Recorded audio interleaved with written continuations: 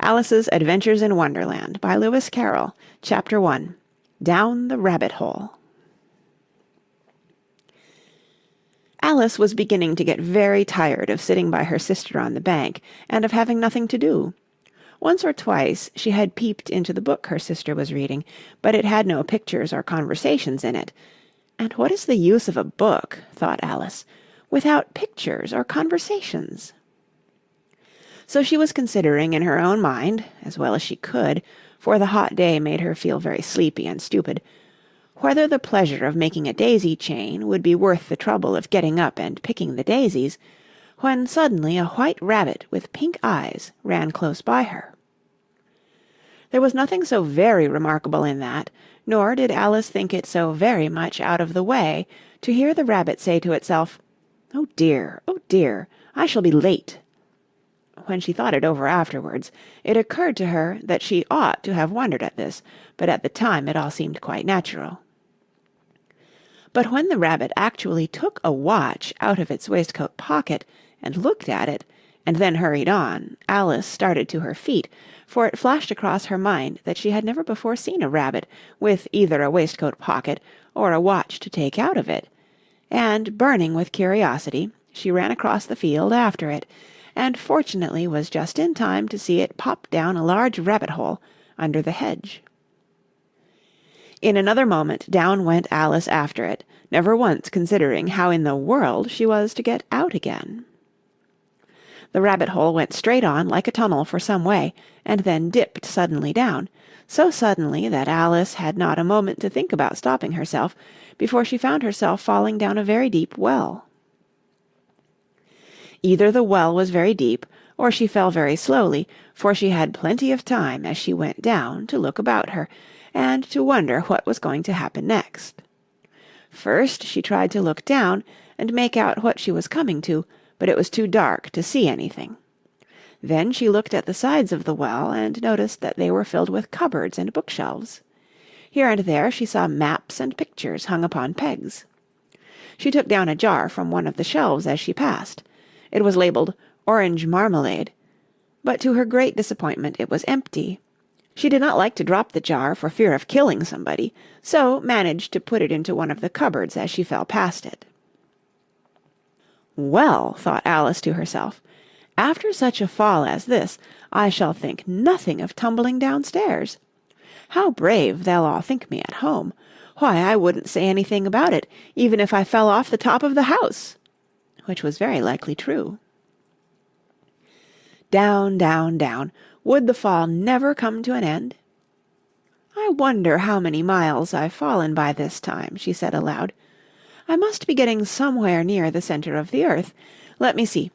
That would be 4,000 miles down, I think. For, you see, Alice had learnt several things of this sort in her lessons in the schoolroom, and though this was not a very good opportunity for showing off her knowledge, as there was no one to listen to her, still it was good practice to say it over. Yes, that's about the right distance, but then I wonder what latitude or longitude I've got to.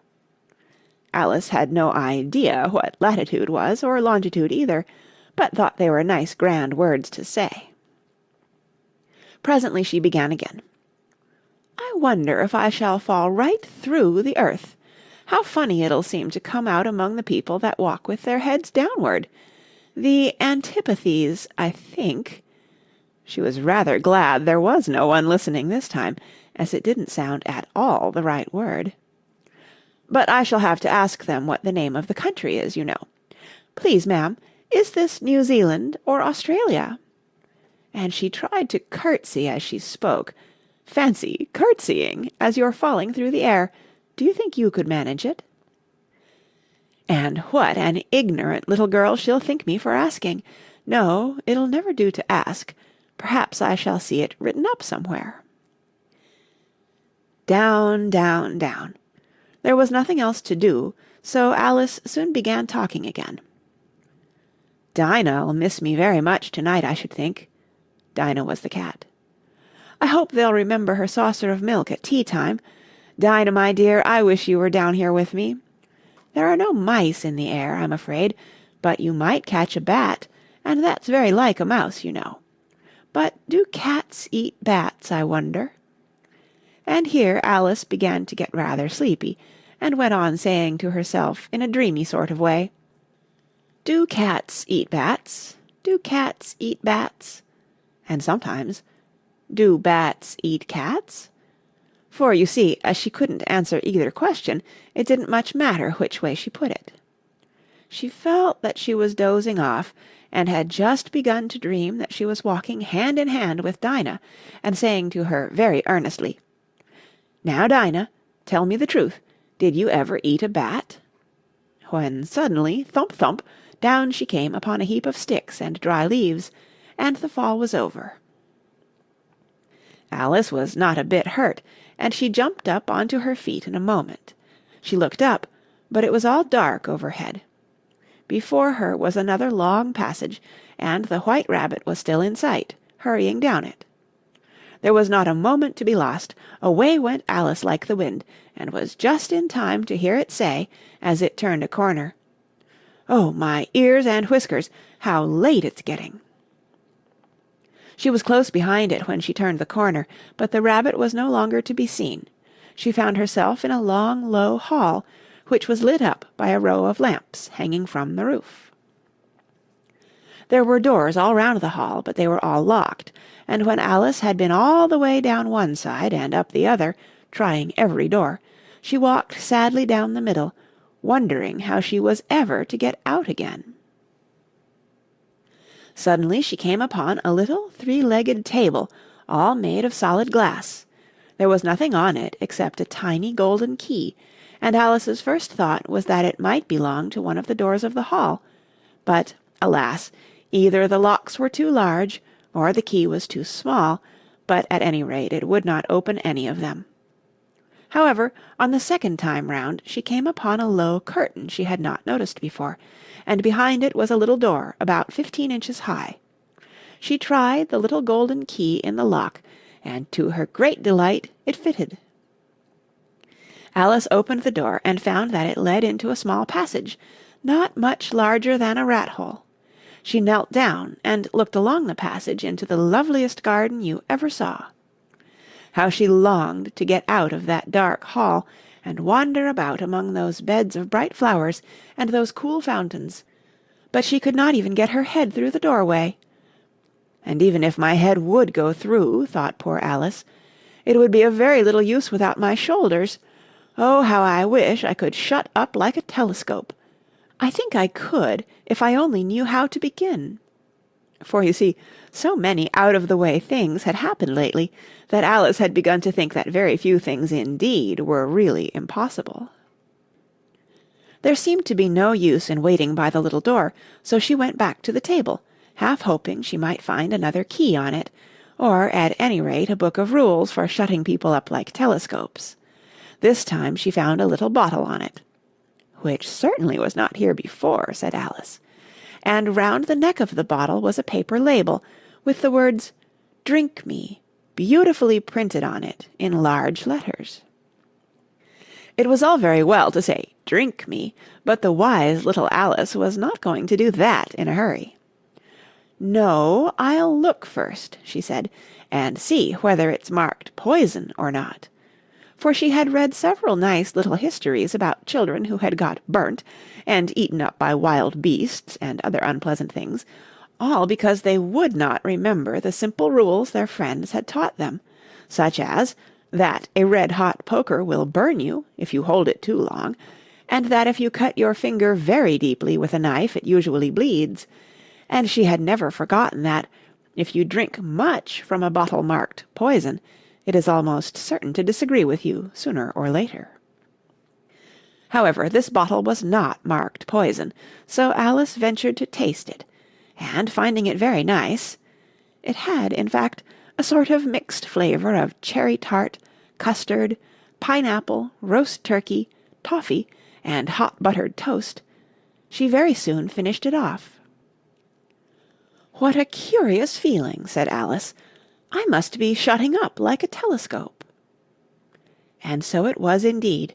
She was now only 10 inches high, and her face brightened up at the thought that she was now the right size for going through the little door into that lovely garden.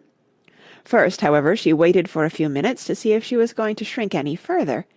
She felt a little nervous about this. "For it might end, you know," said Alice to herself, "in my going out altogether, like a candle. I wonder what I should be like then." And she tried to fancy what the flame of a candle is like after the candle is blown out, for she could not remember ever having seen such a thing. After a while, finding that nothing more happened, she decided on going into the garden at once. But, alas for poor Alice! When she got to the door, she found she had forgotten the little golden key, and when she went back to the table for it, she found she could not possibly reach it.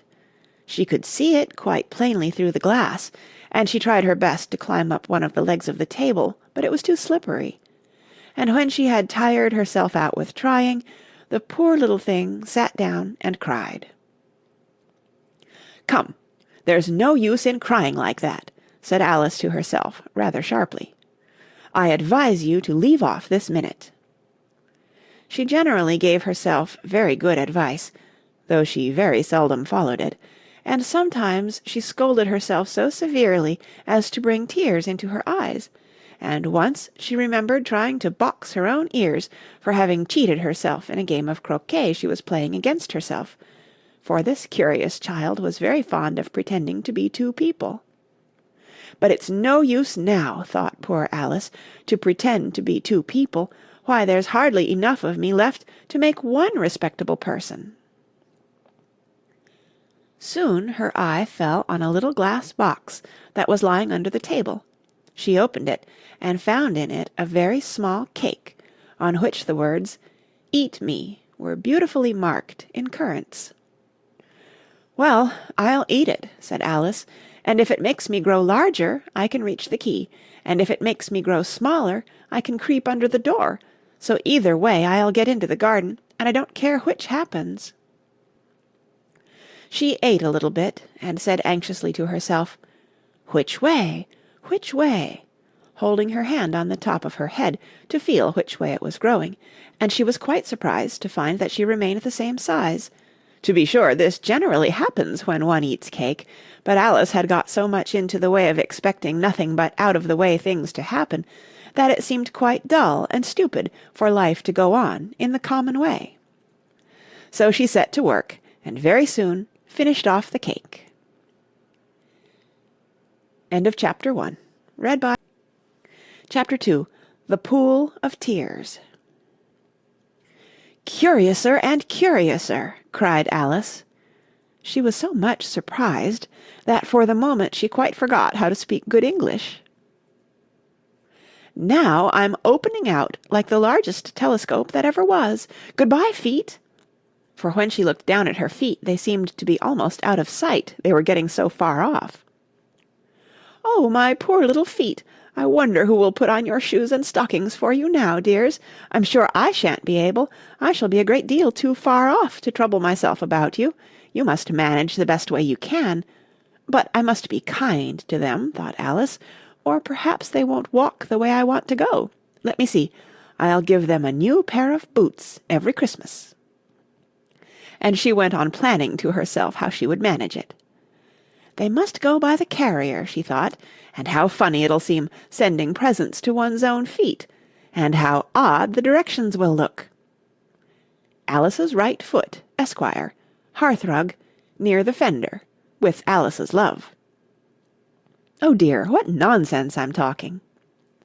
Just then her head struck against the roof of the hall. In fact, she was now more than 9 feet high, and she at once took up the little golden key and hurried off to the garden door. Poor Alice! It was as much as she could do, lying down on one side, to look through into the garden with one eye, but to get through was more hopeless than ever. She sat down and began to cry again. "You ought to be ashamed of yourself," said Alice, "a great girl like you." She might well say this. "To go on crying in this way. Stop this moment, I tell you."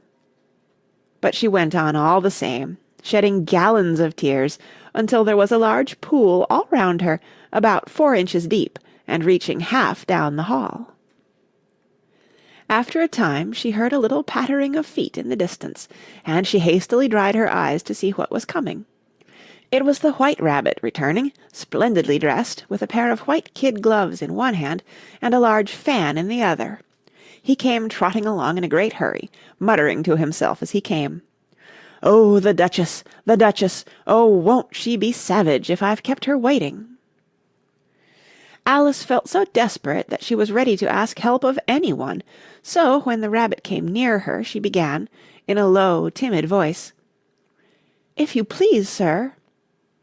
The rabbit started violently, dropped the white kid gloves and the fan, and scurried away into the darkness as hard as he could go. Alice took up the fan and gloves, and, as the hall was very hot, she kept fanning herself all the time she went on talking. "Dear, dear, how queer everything is today, and yesterday things went on just as usual. I wonder if I've been changed in the night. Let me think. Was I the same when I got up this morning? I almost think I can remember feeling a little different. But if I'm not the same, the next question is, who in the world am I? Ah, that's the great puzzle." And she began thinking over all the children she knew that were of the same age as herself, to see if she could have been changed for any of them.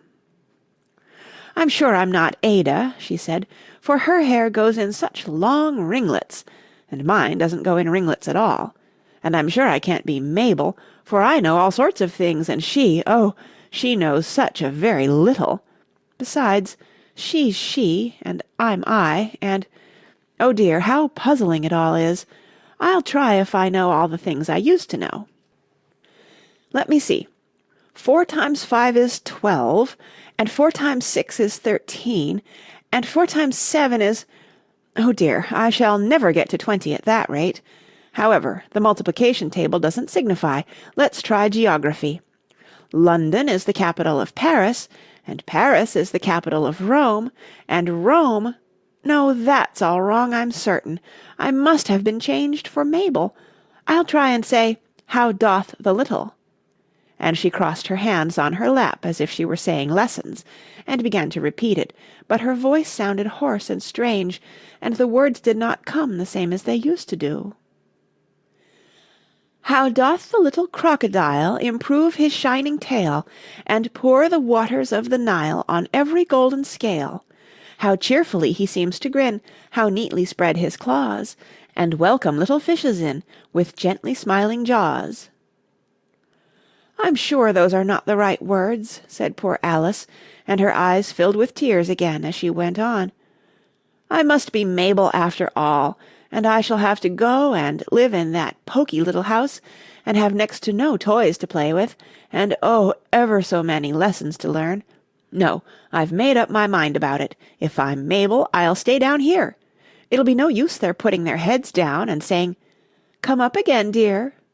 I shall only look up and say, 'Who am I, then? Tell me that first, and then, if I like being that person, I'll come up. If not, I'll stay down here till I'm somebody else. But, oh dear," cried Alice with a sudden burst of tears, "I do wish they would put their heads down. I am so very tired of being all alone here." As she said this, she looked down at her hands, and was surprised to see that she had put on one of the rabbit's little white kid gloves while she was talking. "How can I have done that?" she thought. "I must be growing small again." She got up and went to the table to measure herself by it, and found that, as nearly as she could guess, she was now about 2 feet high, and was going on shrinking rapidly. She soon found out that the cause of this was the fan she was holding, and she dropped it hastily, just in time to avoid shrinking away altogether. "That was a narrow escape," said Alice, a good deal frightened at the sudden change, but very glad to find herself still in existence. "And now for the garden!" And she ran with all speed back to the little door, but, alas! the little door was shut again, and the little golden key was lying on the glass table as before. "And things are worse than ever," thought the poor child, "for I never was so small as this before, never, and I declare it's too bad, that it is." As she said these words, her foot slipped, and in another moment, splash, she was up to her chin in salt water. Her first idea was that she had somehow fallen into the sea. "And in that case I can go back by railway," she said to herself. Alice had been to the seaside once in her life, and had come to the general conclusion that wherever you go to on the English coast, you find a number of bathing machines in the sea, some children digging in the sand with wooden spades, then a row of lodging-houses, and behind them a railway station. However, she soon made out that she was in the pool of tears which she had wept when she was 9 feet high. "I wish I hadn't cried so much," said Alice as she swam about, trying to find her way out. "I shall be punished for it now, I suppose, by being drowned in my own tears. That will be a queer thing, to be sure. However, everything is queer today." Just then she heard something splashing about in the pool a little way off, and she swam nearer to make out what it was. At first she thought it must be a walrus or hippopotamus, but then she remembered how small she was now, and she soon made out that it was only a mouse that had slipped in like herself. "Would it be of any use now," thought Alice, "to speak to this mouse? Everything is so out of the way down here that I should think it very likely it can talk. At any rate, there's no harm in trying." So she began. "Oh, Mouse, do you know the way out of this pool? I am very tired of swimming about here, oh Mouse." Alice thought this must be the right way of speaking to a mouse. She had never done such a thing before, but she remembered having seen in her brother's Latin grammar, "A mouse, of a mouse, to a mouse, a mouse, o mouse." The mouse looked at her rather inquisitively, and seemed to her to wink with one of its little eyes, but it said nothing. "Perhaps it doesn't understand English," thought Alice. "I dare say it's a French mouse, come over with William the Conqueror." For, with all her knowledge of history, Alice had no very clear notion how long ago anything had happened. So she began again, "Où est ma chatte?" which was the first sentence in her French lesson book. The mouse gave a sudden leap out of the water, and seemed to quiver all over with fright. "Oh, I beg your pardon," cried Alice hastily, afraid that she had hurt the poor animal's feelings. "I quite forgot you didn't like cats." "Not like cats!" cried the mouse in a shrill, passionate voice. "Would you like cats if you were me?" "Well, perhaps not," said Alice in a soothing tone. "Don't be angry about it. And yet I wish I could show you our cat, Dinah. I think you'd take a fancy to cats if you could only see her. She is such a dear, quiet thing," Alice went on, half to herself, as she swam lazily about in the pool. "And she sits purring so nicely by the fire, licking her paws and washing her face, and she is such a nice soft thing to nurse, and she's such a capital one for catching mice. Oh, I beg your pardon," cried Alice again, for this time the mouse was bristling all over, and she felt certain it must be really offended. "We won't talk about her any more, if you'd rather not." "We, indeed!" cried the mouse, who was trembling down to the end of his tail. "As if I would talk on such a subject! Our family always hated cats. Nasty, low, vulgar things. Don't let me hear the name again." "I won't, indeed," said Alice, in a great hurry to change the subject of conversation. Are you fond of dogs?" The mouse did not answer, so Alice went on eagerly. "There is such a nice little dog near our house I should like to show you. A little bright-eyed terrier, you know, with oh, such long curly brown hair, and it'll fetch things when you throw them, and it'll sit up and beg for its dinner and all sorts of things. I can't remember half of them. And it belongs to a farmer, you know, and he says it's so useful it's worth £100.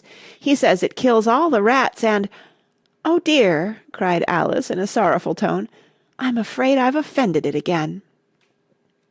For the mouse was swimming away from her as hard as it could go, and making quite a commotion in the pool as it went. So she called softly after it, "Mouse dear, do come back again, and we won't talk about cats or dogs either if you don't like them." When the mouse heard this, it turned round and swam slowly back to her. Its face was quite pale, with passion, Alice thought, and it said in a low, trembling voice, "Let us get to the shore, and then I'll tell you my history, and you'll understand why it is I hate cats and dogs." It was high time to go, for the pool was getting quite crowded with the birds and animals that had fallen into it. There were a duck and a dodo, a lory and an eaglet, and several other curious creatures. Alice led the way, and the whole party swam to the shore. End of Chapter 2. Chapter 3. A Caucus Race and a Long Tail. They were indeed a queer-looking party that assembled on the bank, the birds with draggled feathers, the animals with their fur clinging close to them, and all dripping wet, cross, and uncomfortable. The first question, of course, was how to get dry again. They had a consultation about this, and after a few minutes it seemed quite natural to Alice to find herself talking familiarly with them, as if she had known them all her life. Indeed, she had quite a long argument with the lory, who at last turned sulky, and would only say, "I am older than you, and must know better." And this Alice would not allow without knowing how old it was, and, as the lory positively refused to tell its age, there was no more to be said. At last the mouse, who seemed to be a person of authority among them, called out, "Sit down, all of you, and listen to me. I'll soon make you dry enough." They all sat down at once in a large ring with the mouse in the middle. Alice kept her eyes anxiously fixed on it, for she felt sure she would catch a bad cold if she did not get dry very soon. "Ahem!" said the mouse with an important air. "Are you all ready? This is the driest thing I know. Silence all round, if you please. William the Conqueror, whose cause was favoured by the Pope, was soon submitted to by the English, who wanted leaders, and had been of late much accustomed to usurpation and conquest. Edwin and Morcar, the Earls of Mercia and Northumbria—" "Ugh!" said the lory with a shiver. "I beg your pardon," said the mouse, frowning, but very politely. "Did you speak?" "Not I," said the lory hastily. "I thought you did," said the mouse. "I proceed. Edwin and Morcar, the Earls of Mercia and Northumbria, declared for him, and even Stigand, the patriotic Archbishop of Canterbury, found it advisable—" "Found what?" said the duck. "Found it," the mouse replied rather crossly. "Of course you know what 'it' means." "I know what 'it' means well enough when I find a thing," said the duck. "It's generally a frog or a worm. The question is, what did the Archbishop find?" The mouse did not notice this question, but hurriedly went on. "Found it advisable to go with Edgar Atheling to meet William and offer him the crown. William's conduct at first was moderate, but the insolence of his Normans— How are you getting on now, my dear?" it continued, turning to Alice as it spoke. "As wet as ever," said Alice in a melancholy tone. "It doesn't seem to dry me at all." "In that case," said the dodo solemnly, rising to its feet, "I move that the meeting adjourn for the immediate adoption of more energetic remedies."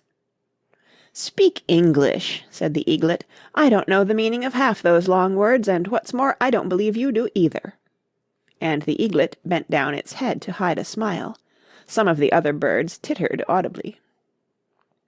"What I was going to say," said the dodo in an offended tone, "was that the best thing to get us dry would be a caucus race."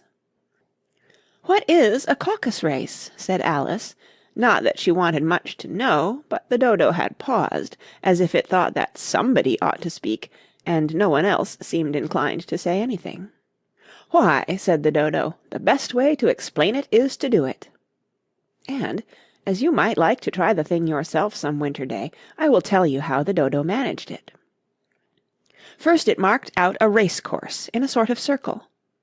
The exact shape doesn't matter, it said. And then all the party were placed along the course, here and there. There was no 1, 2, 3, and away, but they began running when they liked, and left off when they liked, so that it was not easy to know when the race was over.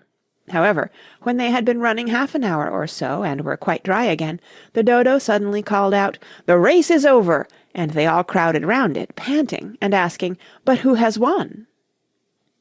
This question the Dodo could not answer without a great deal of thought, and it sat for a long time with one finger pressed upon its forehead, the position in which you usually see Shakespeare in the pictures of him, while the rest waited in silence.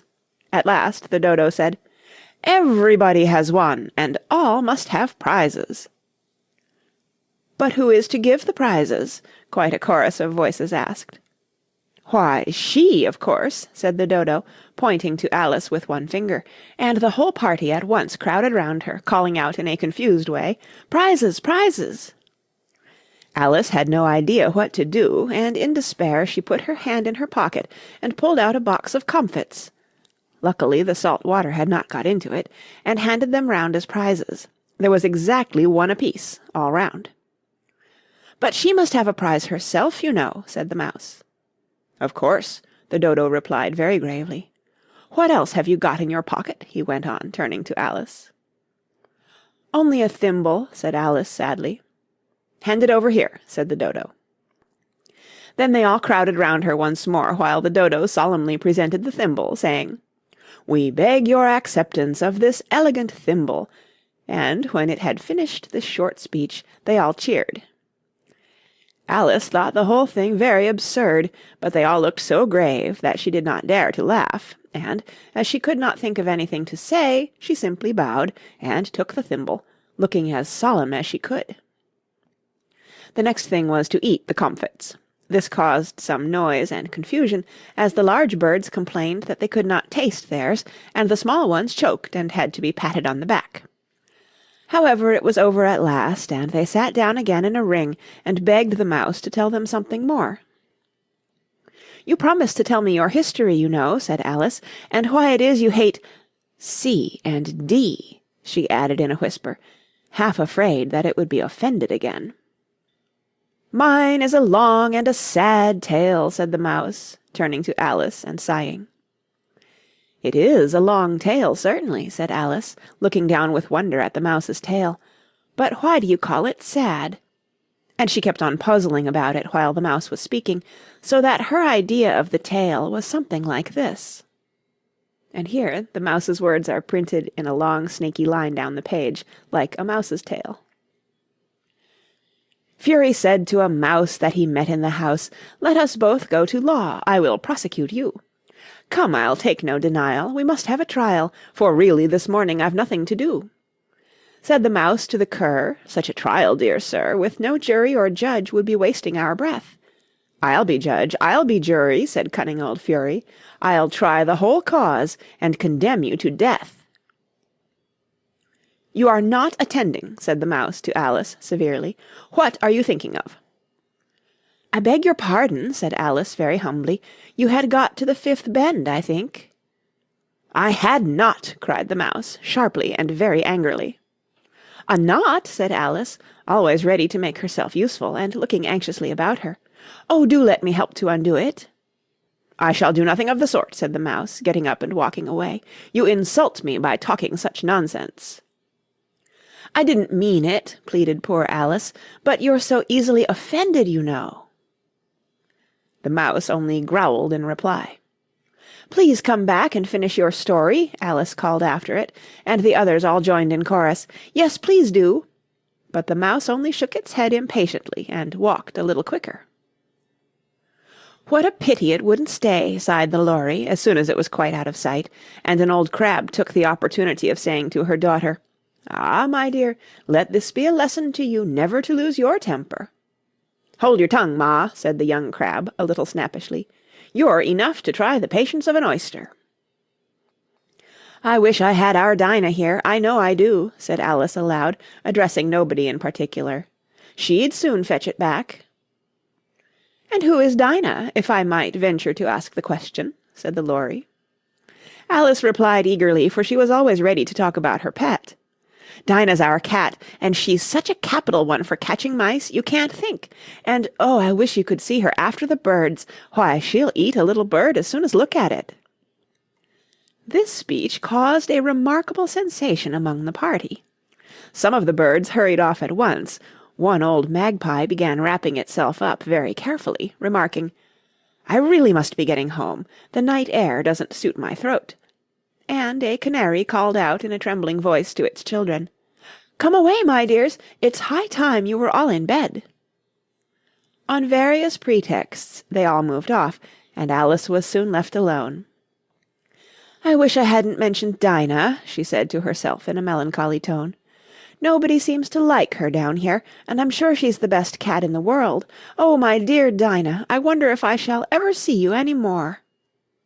And here poor Alice began to cry again, for she felt very lonely and low-spirited.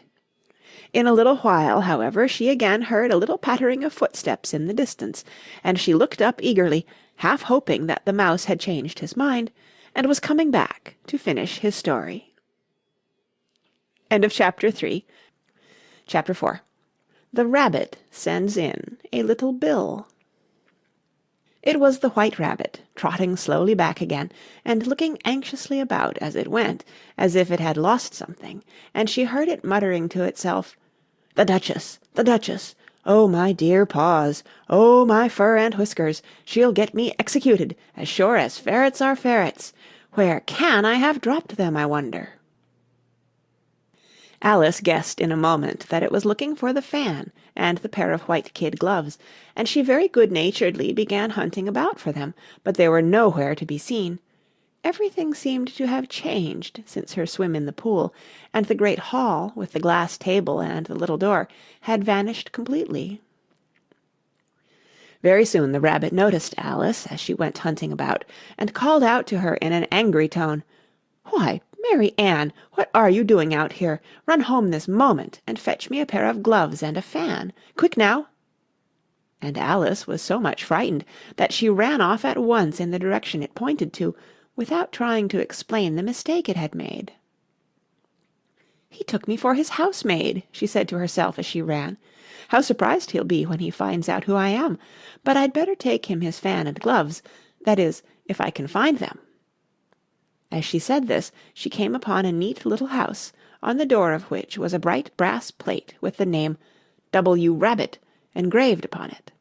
She went in without knocking, and hurried upstairs, in great fear lest she should meet the real Mary Ann, and be turned out of the house before she had found the fan and gloves. "How queer it seems," Alice said to herself, "to be going messages for a rabbit. I suppose Dinah'll be sending me on messages next." And she began fancying the sort of thing that would happen. "Miss Alice, come here directly and get ready for your walk." "Coming in a minute, nurse, but I've got to see that the mouse doesn't get out." "Only I don't think," Alice went on, "that they'd let Dinah stop in the house if it began ordering people about like that." By this time she had found her way into a tidy little room with a table in the window, and on it, as she had hoped, a fan and 2 or 3 pairs of tiny white kid gloves. She took up the fan and a pair of the gloves, and was just going to leave the room, when her eye fell upon a little bottle that stood near the looking-glass.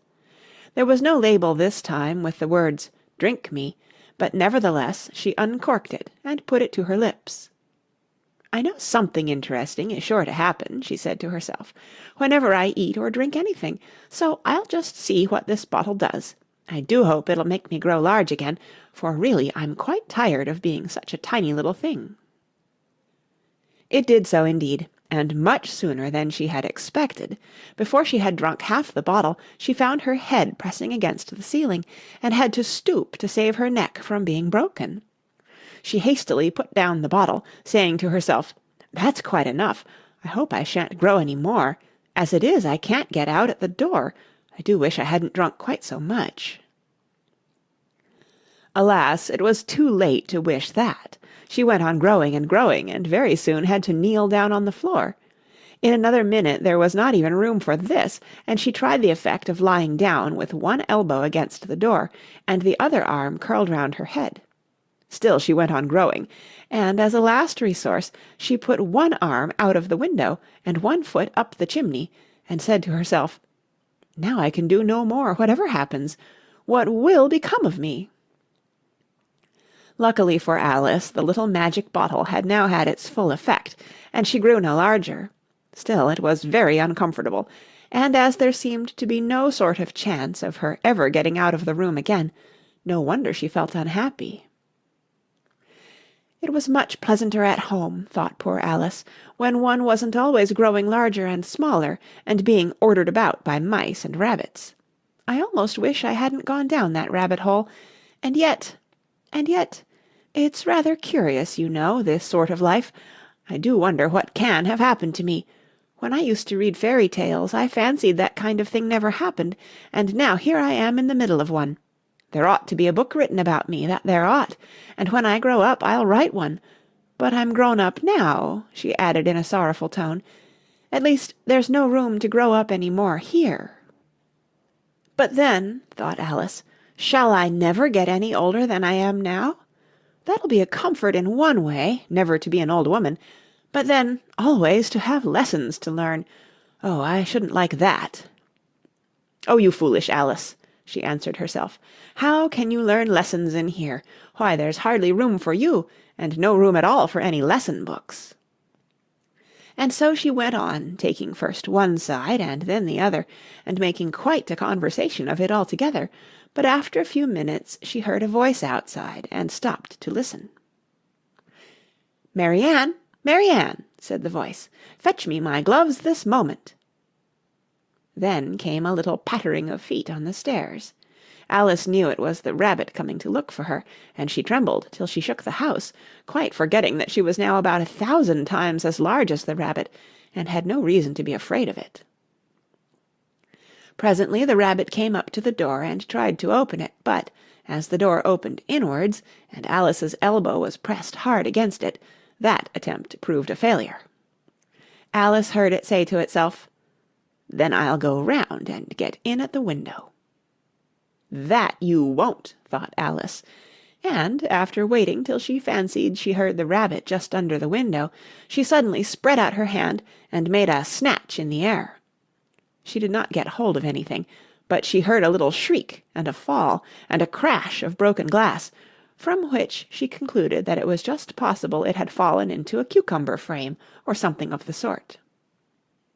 Next came an angry voice, the rabbit's, "Pat, Pat, where are you?" And then a voice she had never heard before, "Sure then I'm here, digging for apples, your honour." "Digging for apples, indeed," said the rabbit angrily. "Here, come and help me out of this." Sounds of more broken glass. "Now tell me, Pat, what's that in the window?" "Sure, it's an arm, your honour." He pronounced it arum. "An arm, you goose! Who ever saw one that size? Why, it fills the whole window." "Sure it does, your honour, but it's an arm for all that." "Well, it's got no business there, at any rate. Go and take it away." There was a long silence after this, and Alice could only hear whispers now and then, such as, "Sure, I don't like it, your honour, at all, at all." "Do as I tell you, you coward." And at last she spread out her hand again, and made another snatch in the air. This time there were 2 little shrieks, and more sounds of broken glass. "What a number of cucumber frames there must be," thought Alice. "I wonder what they'll do next. As for pulling me out of the window, I only wish they could. I'm sure I don't want to stay in here any longer." She waited for some time without hearing anything more. At last came a rumbling of little cart-wheels, and the sound of a good many voices all talking together. She made out the words, "Where's the other ladder? Why, I hadn't to bring but one. Bill's got the other. Bill, fetch it here, lad. Here, put 'em up at this corner. No, tie 'em together first. They don't reach half high enough yet. Oh, they'll do well enough. Don't be particular. Here, Bill, catch hold of this rope. Will the roof bear? Mind that loose slate. Oh, it's coming down. Heads below." A loud crash. "Now who did that? It was Bill, I fancy. Who's to go down the chimney? Nay, I shan't. You do it. That I won't, then. Bill's to go down. Here, Bill. The master says you're to go down the chimney." "Oh, so Bill's got to come down the chimney, has he?" said Alice to herself. "Shy, they seem to put everything upon Bill. I wouldn't be in Bill's place for a good deal. This fireplace is narrow, to be sure, but I think I can kick a little." She drew her foot as far down the chimney as she could, and waited till she heard a little animal, she couldn't guess of what sort it was, scratching and scrambling about in the chimney close above her. Then, saying to herself, "This is Bill," she gave one sharp kick, and waited to see what would happen next. The first thing she heard was a general chorus of "There goes Bill!" Then the rabbit's voice along, "Catch him, you by the hedge!" Then silence, and then another confusion of voices. "Hold up his head! Brandy now! Don't choke him! How was it, old fellow? What happened to you? Tell us all about it." Last came a little feeble squeaking voice. "That's Bill," thought Alice. "Well, I hardly know. No more, thank ye. I'm better now, but I'm a deal too flustered to tell you. All I know is, something comes at me like a jack-in-the-box, and up I goes like a skyrocket." "So you did, old fellow," said the others. "We must burn the house down," said the rabbit's voice, and Alice called out as loud as she could, "If you do, I'll set Dinah at you." There was a dead silence instantly, and Alice thought to herself, "I wonder what they will do next. If they had any sense, they'd take the roof off." After a minute or two they began moving about again, and Alice heard the rabbit say, "A barrowful will do to begin with." A barrowful of what? thought Alice, but she had not long to doubt, for the next moment a shower of little pebbles came rattling in at the window, and some of them hit her in the face. "I'll put a stop to this," she said to herself, and shouted out, "You'd better not do that again," which produced another dead silence. Alice noticed with some surprise that the pebbles were all turning into little cakes as they lay on the floor, and a bright idea came into her head. "If I eat one of these cakes," she thought, "it's sure to make some change in my size, and as it can't possibly make me larger, it must make me smaller, I suppose." So she swallowed one of the cakes, and was delighted to find that she began shrinking directly. As soon as she was small enough to get through the door, she ran out of the house, and found quite a crowd of little animals and birds waiting outside. The poor little lizard, Bill, was in the middle, being held up by 2 guinea pigs, who were giving it something out of a bottle. They all made a rush at Alice the moment she appeared, but she ran off as hard as she could, and soon found herself safe in a thick wood. "The first thing I've got to do," said Alice to herself, as she wandered about in the wood, "is to grow to my right size again, and the second thing is to find my way into that lovely garden. I think that will be the best plan." It sounded an excellent plan, no doubt, and very neatly and simply arranged. The only difficulty was that she had not the smallest idea how to set about it, and while she was peering about anxiously among the trees, a little sharp bark just over her head made her look up in a great hurry. An enormous puppy was looking down at her with large round eyes, and feebly stretching out one paw, trying to touch her. "Poor little thing," said Alice in a coaxing tone, and she tried hard to whistle to it, but she was terribly frightened all the time at the thought that it might be hungry, in which case it would be very likely to eat her up, in spite of all her coaxing. Hardly knowing what she did, she picked up a little bit of stick, and held it out to the puppy, whereupon the puppy jumped into the air off all its feet at once, with a yelp of delight, and rushed at the stick, and made believe to worry it. Then Alice dodged behind a great thistle to keep herself from being run over, and the moment she appeared on the other side the puppy made another rush at the stick, and tumbled head over heels in its hurry to get hold of it. Then Alice, thinking it was very like having a game of play with a cart-horse, and expecting every moment to be trampled under its feet, ran round the thistle again. Then the puppy began a series of short charges at the stick, running a very little way forwards each time, and a long way back, and barking hoarsely all the while, till at last it sat down a good way off, panting, with its tongue hanging out of its mouth, and its great eyes half shut.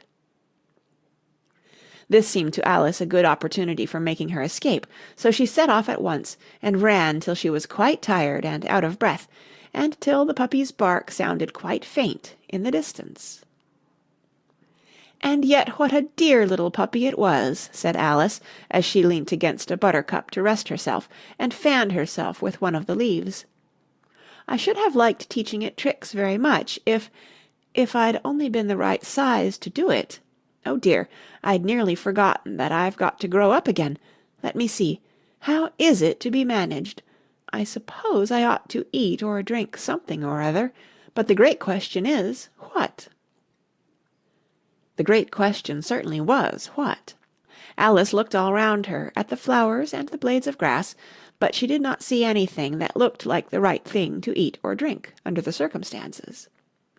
There was a large mushroom growing near her, about the same height as herself, and when she had looked under it, and on both sides of it, and behind it, it occurred to her that she might as well look and see what was on the top of it.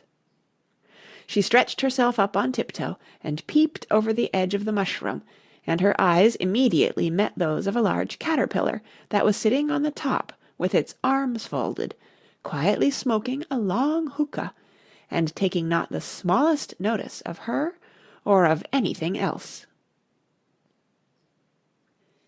End of Chapter 4. Chapter 5. Advice from a Caterpillar. The caterpillar and Alice looked at each other for some time in silence. At last the caterpillar took the hookah out of its mouth and addressed her in a languid, sleepy voice. "Who are you?" said the caterpillar. This was not an encouraging opening for a conversation. Alice replied rather shyly, I hardly know, sir, just at present. At least I know who I was when I got up this morning, but I think I must have been changed several times since then." "What do you mean by that?" said the caterpillar sternly. "Explain yourself." "I can't explain myself, I'm afraid, sir," said Alice, "because I'm not myself, you see." "I don't see," said the caterpillar. "I'm afraid I can't put it more clearly," Alice replied very politely, "for I can't understand it myself to begin with, and being so many different sizes in a day is very confusing." "It isn't," said the caterpillar. "Well, perhaps you haven't found it so yet," said Alice, "but when you have to turn into a chrysalis, you will some day, you know, and then after that into a butterfly, I should think you'll feel it a little queer, won't you?" "Not a bit," said the caterpillar. "Well, perhaps your feelings may be different," said Alice. "All I know is, it would feel very queer to me." "You," said the caterpillar contemptuously. "Who are you?" Which brought them back again to the beginning of the conversation. Alice felt a little irritated at the caterpillar's making such very short remarks, and she drew herself up and said very gravely, "I think you ought to tell me who you are first." "Why?" said the caterpillar.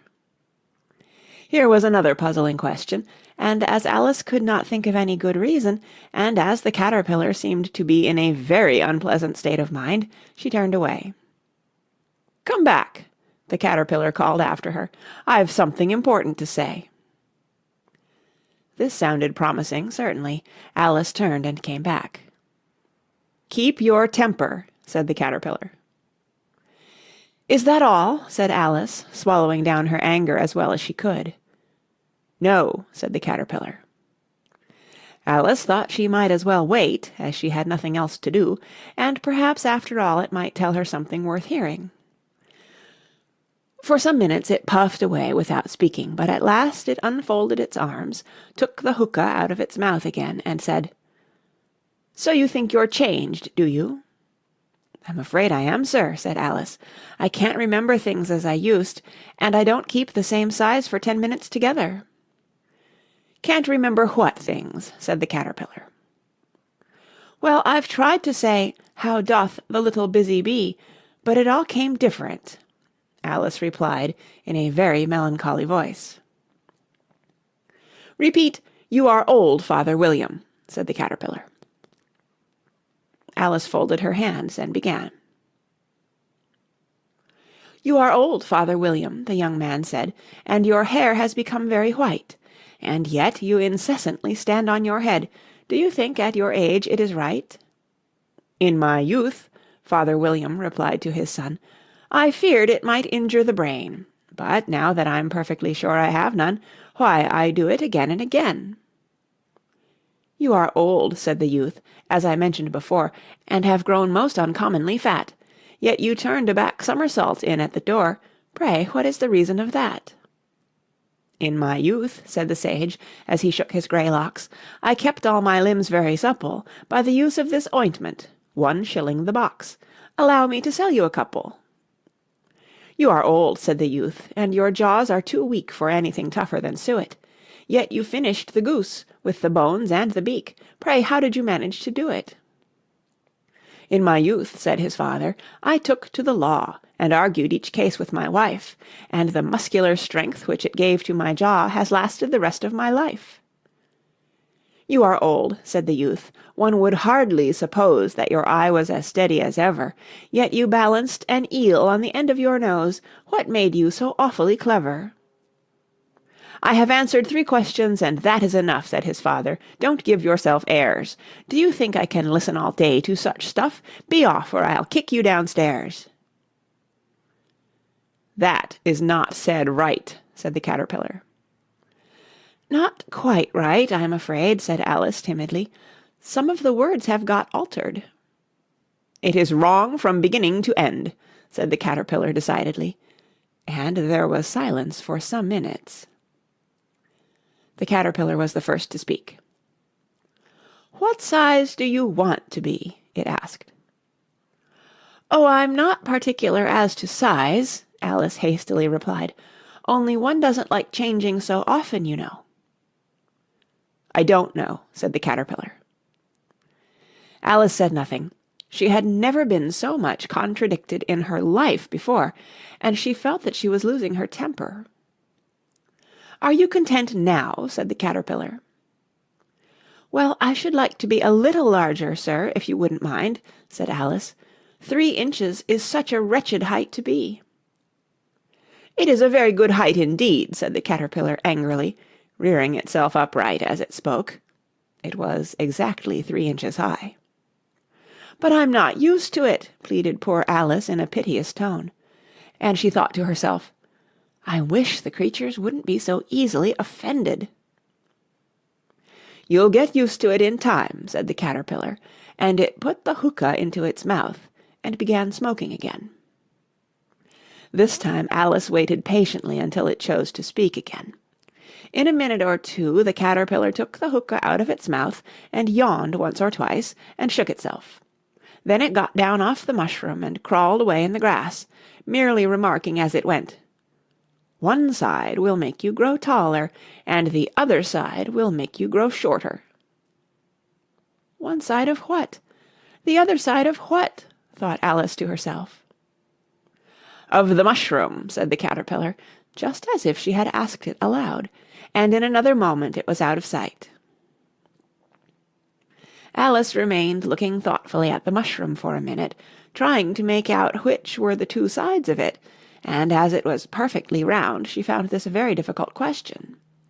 However, at last she stretched her arms round it as far as they would go, and broke off a bit of the edge with each hand. "And now which is which?" she said to herself, and nibbled a little of the right-hand bit to try the effect. The next moment she felt a violent blow underneath her chin. It had struck her foot. She was a good deal frightened by this very sudden change, but she felt that there was no time to be lost, as she was shrinking rapidly. So she set to work at once to eat some of the other bit. Her chin was pressed so closely against her foot that there was hardly room to open her mouth, but she did it at last, and managed to swallow a morsel of the left-hand bit. "Come, my head's free at last," said Alice in a tone of delight, which changed into alarm in another moment, when she found that her shoulders were nowhere to be found. All she could see, when she looked down, was an immense length of neck, which seemed to rise like a stalk out of a sea of green leaves that lay far below her. "What can all that green stuff be?" said Alice. "And where have my shoulders got to? And oh, my poor hands! How is it I can't see you?" She was moving them about as she spoke, but no result seemed to follow, except a little shaking among the distant green leaves.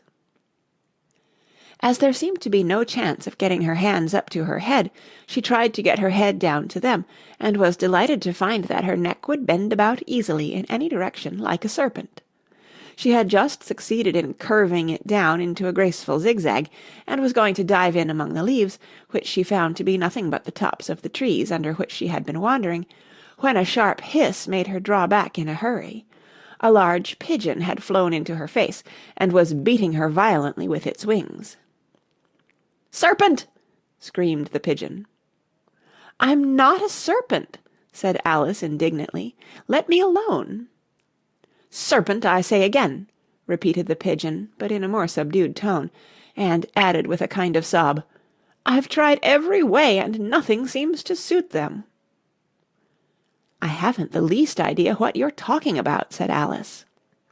"I've tried the roots of trees, and I've tried banks, and I've tried hedges," the pigeon went on, without attending to her. "But those serpents, there's no pleasing them." Alice was more and more puzzled, but she thought there was no use in saying anything more till the pigeon had finished. "As if it wasn't trouble enough hatching the eggs," said the pigeon, "but I must be on the lookout for serpents night and day. Why, I haven't had a wink of sleep these 3 weeks." "I'm very sorry you've been annoyed," said Alice, who was beginning to see its meaning. "And just as I'd taken the highest tree in the wood," continued the pigeon, raising its voice to a shriek, "and just as I was thinking I should be free of them at last, they must needs come wriggling down from the sky. Ugh! Serpent!" "But I'm not a serpent, I tell you," said Alice. I'm a... "Well, what are you?" said the pigeon. "I can see you're trying to invent something." I'm a little girl," said Alice, rather doubtfully, as she remembered the number of changes she had gone through that day. "A likely story indeed," said the pigeon in a tone of the deepest contempt. "I've seen a good many little girls in my time, but never one with such a neck as that. No, no, you're a serpent, and there's no use denying it. I suppose you'll be telling me next that you never tasted an egg." "I have tasted eggs, certainly," said Alice, who was a very truthful child, "but little girls eat eggs quite as much as serpents do, you know." "I don't believe it," said the pigeon, "but if they do, why then they're a kind of serpent. That's all I can say." This was such a new idea to Alice that she was quite silent for a minute or two, which gave the pigeon the opportunity of adding, "You're looking for eggs, I know that well enough, and what does it matter to me whether you're a little girl or a serpent?" "It matters a good deal to me," said Alice hastily, "but I'm not looking for eggs as it happens, and if I was I shouldn't want yours. I don't like them raw." "Well, be off then," said the pigeon in a sulky tone, as it settled down again into its nest. Alice crouched down among the trees as well as she could, for her neck kept getting entangled among the branches, and every now and then she had to stop and untwist it. After a while she remembered that she still held the pieces of mushroom in her hands, and she set to work very carefully, nibbling first at one and then at the other, and growing sometimes taller and sometimes shorter, until she had succeeded in bringing herself down to her usual height. It was so long since she had been anything near the right size that it felt quite strange at first, but she got used to it in a few minutes, and began talking to herself as usual. "Come, there's half my plan done now. How puzzling all these changes are! I'm never sure what I'm going to be from one minute to another. However, I've got back to my right size. The next thing is to get into that beautiful garden. How is that to be done, I wonder?" As she said this, she came suddenly upon an open place, with a little house in it about 4 feet high. "Whoever lives there," thought Alice, "it'll never do to come upon them this size. Why, I should frighten them out of their wits." So she began nibbling at the right-hand bit again, and did not venture to go near the house till she had brought herself down to 9 inches high. End of Chapter 5. Chapter 6. Pig and Pepper. For a minute or two she stood looking at the house and wondering what to do next, when suddenly a footman in livery came running out of the wood. She considered him to be a footman because he was in livery. Otherwise, judging by his face only, she would have called him a fish, and rapped loudly at the door with his knuckles. It was opened by another footman in livery, with a round face and large eyes like a frog, and both footmen, Alice noticed, had powdered hair that curled all over their heads. She felt very curious to know what it was all about, and crept a little way out of the wood to listen. The fish footman began by producing from under his arm a great letter nearly as large as himself, and this he handed over to the other, saying in a solemn tone, "For the Duchess, an invitation from the Queen to play croquet." The frog footman repeated, in the same solemn tone, only changing the order of the words a little, "From the Queen, an invitation for the Duchess to play croquet." Then they both bowed low, and their curls got entangled together. Alice laughed so much at this that she had to run back into the wood for fear of their hearing her, and when she next peeped out the fish footman was gone, and the other was sitting on the ground near the door, staring stupidly up into the sky. Alice went timidly up to the door and knocked. "There's no sort of use in knocking," said the footman, "and that for 2 reasons. First, because I'm on the same side of the door as you are.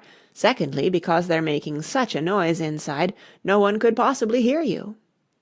And certainly there was a most extraordinary noise going on within, a constant howling and sneezing, and every now and then a great crash, as if a dish or kettle had been broken to pieces. "Please, then," said Alice, "how am I to get in?" "There might be some sense in your knocking," the footman went on without attending to her, "if we had the door between us. For instance, if you were inside, you might knock, and I could let you out, you know." He was looking up into the sky all the time he was speaking, and this Alice thought decidedly uncivil. "But perhaps he can't help it," she said to herself. "His eyes are so very nearly at the top of his head. But at any rate he might answer questions. How am I to get in?" she repeated aloud. "I shall sit here," the footman remarked, "till to-morrow." At this moment the door of the house opened, and a large plate came skimming out, straight at the footman's head. It just grazed his nose, and broke to pieces against one of the trees behind him. "Or next day, maybe," the footman continued in the same tone, exactly as if nothing had happened. "How am I to get in?" asked Alice again, in a louder tone. "Are you to get in at all?" said the footman. "That's the first question, you know." It was, no doubt, only Alice did not like to be told so. "It's really dreadful," she muttered to herself, "the way all the creatures argue. It's enough to drive one crazy." The footman seemed to think this a good opportunity for repeating his remark, with variations. "I shall sit here," he said, "on and off, for days and days." "But what am I to do?" said Alice. "Anything you like," said the footman, and began whistling. "Oh, there's no use in talking to him," said Alice desperately. "He's perfectly idiotic." And she opened the door and went in. The door led right into a large kitchen, which was full of smoke from one end to the other. The Duchess was sitting on a 3-legged stool in the middle, nursing a baby. The cook was leaning over the fire, stirring a large cauldron which seemed to be full of soup. "There's certainly too much pepper in that soup," Alice said to herself, as well as she could for sneezing. There was certainly too much of it in the air. Even the Duchess sneezed occasionally, and as for the baby, it was sneezing and howling alternately, without a moment's pause. The only things in the kitchen that did not sneeze were the cook and a large cat, which was sitting on the hearth and grinning from ear to ear. "Please, would you tell me," said Alice, a little timidly, for she was not quite sure whether it was good manners for her to speak first, "why your cat grins like that?" "It's a Cheshire cat," said the Duchess, "and that's why, pig." She said the last word with such sudden violence that Alice quite jumped, but she saw in another moment that it was addressed to the baby and not to her, so she took courage and went on again. "I didn't know that Cheshire cats always grinned. In fact, I didn't know that cats could grin." "They all can," said the Duchess, "and most of 'em do." "I don't know of any that do," Alice said very politely, feeling quite pleased to have got into a conversation. "You don't know much," said the Duchess, "and that's a fact." Alice did not at all like the tone of this remark, and thought it would be as well to introduce some other subject of conversation. While she was trying to fix on one, the cook took the cauldron of soup off the fire, and at once set to work throwing everything within her reach at the Duchess and the baby. The fire-irons came first, then followed a shower of saucepans, plates, and dishes. The Duchess took no notice of them even when they hit her, and the baby was howling so much already that it was quite impossible to say whether the blows hurt it or not. "Oh, please mind what you're doing," cried Alice, jumping up and down in an agony of terror. "Oh, there goes his precious nose!" as an unusually large saucepan flew close by it, and very nearly carried it off. "If everybody minded their own business," the Duchess said in a hoarse growl, "the world would go round a deal faster than it does." "Which would not be an advantage," said Alice, who felt very glad to get an opportunity of showing off a little of her knowledge. "Just think of what work it would make with the day and night. You see, the earth takes 24 hours to turn round on its axis." "Talking of axes," said the Duchess, "chop off her head." Alice glanced rather anxiously at the cook, to see if she meant to take the hint, but the cook was busy stirring the soup, and seemed not to be listening, so she went on again. 24 hours, I think, or is it 12? "Oh, don't bother me," said the Duchess. "I never could abide figures." And with that she began nursing her child again, singing a sort of lullaby to it as she did so, and giving it a violent shake at the end of every line. "Speak roughly to your little boy, and beat him when he sneezes. He only does it to annoy, because he knows it teases." Chorus, in which the cook and the baby joined. "Wow, wow, wow." While the Duchess sang the second verse of the song, she kept tossing the baby violently up and down, and the poor little thing howled so that Alice could hardly hear the words.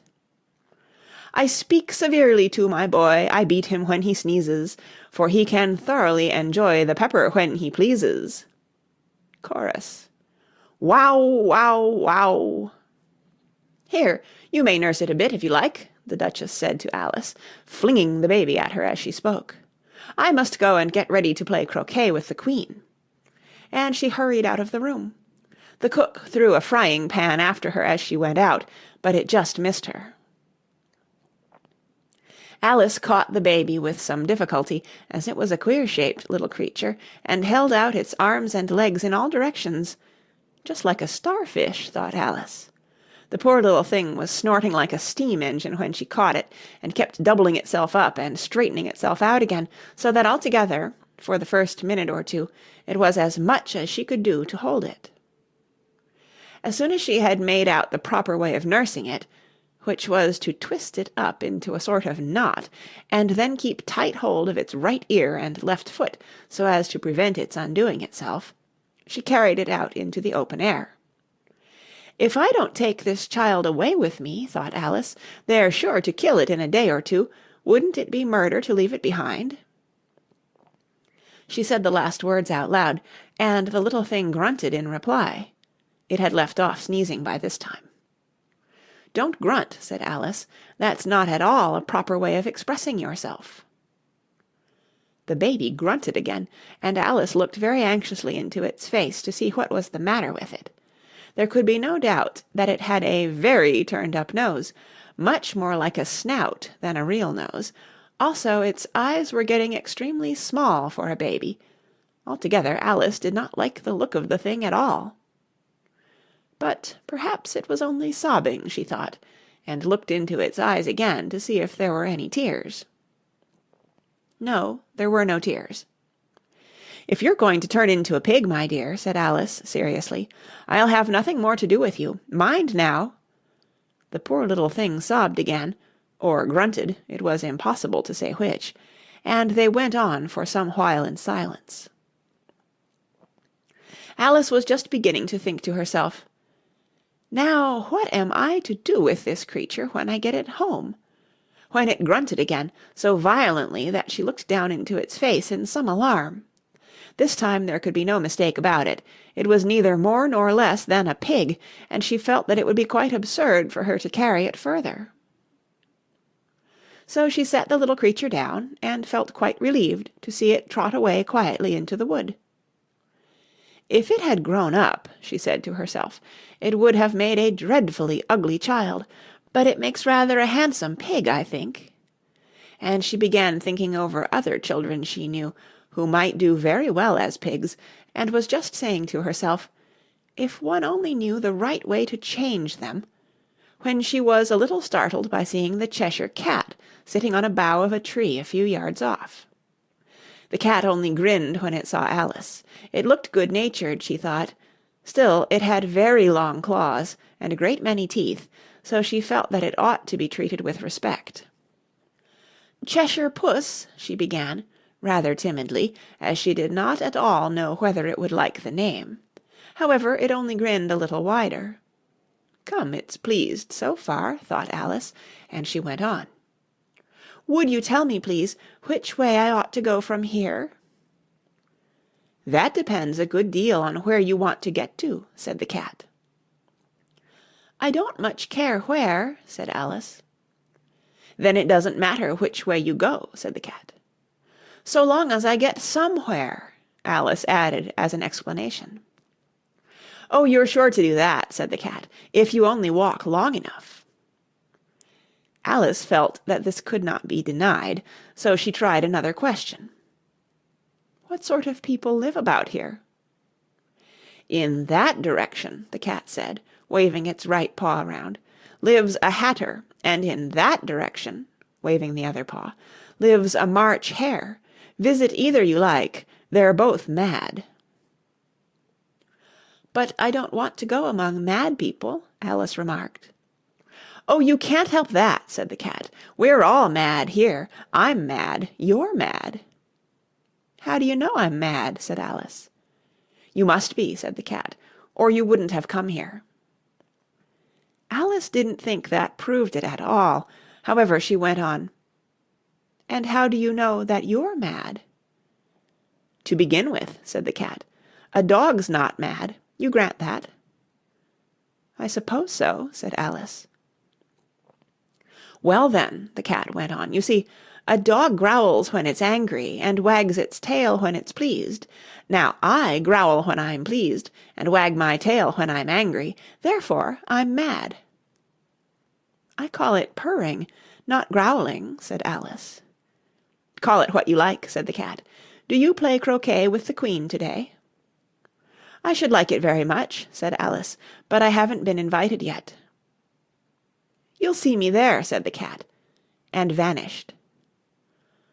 Alice was not much surprised at this. She was getting so used to queer things happening. While she was looking at the place where it had been, it suddenly appeared again. "By the by, what became of the baby?" said the cat. "I'd nearly forgotten to ask." "It turned into a pig," Alice quietly said, just as if it had come back in a natural way. "I thought it would," said the cat, and vanished again. Alice waited a little, half expecting to see it again, but it did not appear, and after a minute or two she walked on in the direction in which the March hare was said to live. "I've seen hatters before," she said to herself. "The March hare will be much the most interesting, and perhaps, as this is May, it won't be raving mad, at least not so mad as it was in March."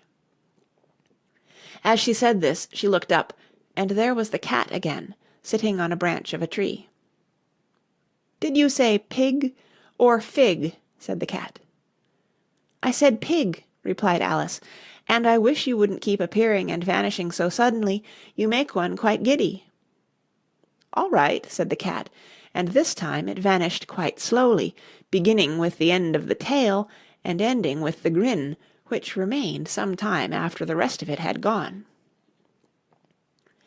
"Well, I've often seen a cat without a grin," thought Alice, "but a grin without a cat, it's the most curious thing I ever saw in my life." She had not gone much farther before she came in sight of the house of the March Hare. She thought it must be the right house, because the chimneys were shaped like ears, and the roof was thatched with fur. It was so large a house that she did not like to go nearer till she had nibbled some more of the left-hand bit of the mushroom, and raised herself to about 2 feet high. Even then she walked up towards it rather timidly, saying to herself, "Suppose it should be raving mad after all. I almost wish I'd gone to see the Hatter instead." End of Chapter 6. Chapter 7. A Mad Tea Party. There was a table set out under a tree in front of the house, and the March Hare and the Hatter were having tea at it. A dormouse was sitting between them, fast asleep, and the other two were using it as a cushion, resting their elbows on it and talking over its head. "Very uncomfortable for the dormouse," thought Alice, "only, as it's asleep, I suppose it doesn't mind." The table was a large one, but the three were all crowded together at one corner of it. "No room, no room!" they cried out when they saw Alice coming. "There's plenty of room," said Alice indignantly, and she sat down in a large armchair at one end of the table. "Have some wine," the March Hare said in an encouraging tone. Alice looked all round the table, but there was nothing on it but tea. "I don't see any wine," she remarked. "There isn't any," said the March Hare. "Then it wasn't very civil of you to offer it," said Alice angrily. "It wasn't very civil of you to sit down without being invited," said the March Hare. "I didn't know it was your table," said Alice. "It's laid for a great many more than 3." "Your hair wants cutting," said the Hatter. He had been looking at Alice for some time with great curiosity, and this was his first speech. "You should learn not to make personal remarks," Alice said with some severity. "It's very rude." The Hatter opened his eyes very wide on hearing this, but all he said was, "Why is a raven like a writing-desk?" "Come, we shall have some fun now," thought Alice. "I'm glad they've begun asking riddles. I believe I can guess that," she added aloud. "Do you mean that you think you can find out the answer to it?" said the March Hare. "Exactly so," said Alice. "Then you should say what you mean," the March Hare went on. "I do," Alice hastily replied.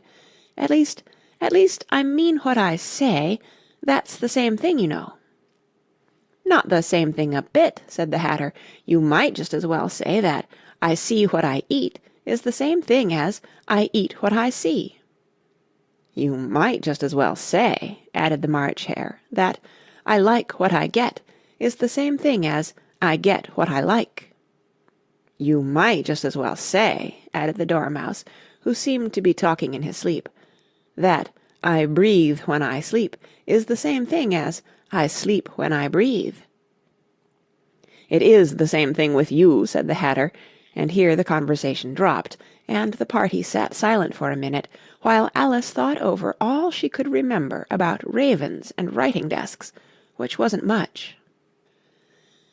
The Hatter was the first to break the silence.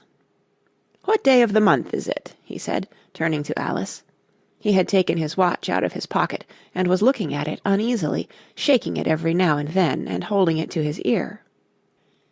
Alice considered a little, and then said, "The 4th." "2 days wrong," sighed the Hatter. "I told you butter wouldn't suit the works," he added, looking angrily at the March Hare. "It was the best butter," the March Hare meekly replied. "Yes, but some crumbs must have got in as well," the Hatter grumbled. "You shouldn't have put it in with the bread-knife." The March Hare took the watch and looked at it gloomily. Then he dipped it into his cup of tea and looked at it again, but he could think of nothing better to say than his first remark. It was the best butter, you know." Alice had been looking over his shoulder with some curiosity. "What a funny watch," she remarked. "It tells the day of the month, and doesn't tell what o'clock it is." "Why should it?" muttered the Hatter. "Does your watch tell you what year it is?" "Of course not," Alice replied very readily, "but that's because it stays the same year for such a long time together." "Which is just the case with mine," said the Hatter. Alice felt dreadfully puzzled. The Hatter's remark seemed to have no sort of meaning in it, and yet it was certainly English. "I don't quite understand you," she said, as politely as she could. "The Dormouse is asleep again," said the Hatter, and he poured a little hot tea upon its nose. The Dormouse shook its head impatiently, and said, without opening its eyes, of course, just what I was going to remark myself." "Have you guessed the riddle yet?" the Hatter said, turning to Alice again. "No, I give it up," Alice replied. "What's the answer?" "I haven't the slightest idea," said the Hatter. "Nor I," said the March Hare. Alice sighed wearily. "I think you might do something better with the time," she said, "than waste it in asking riddles that have no answers." "If you knew time as well as I do," said the Hatter, "you wouldn't talk about wasting it. It's him."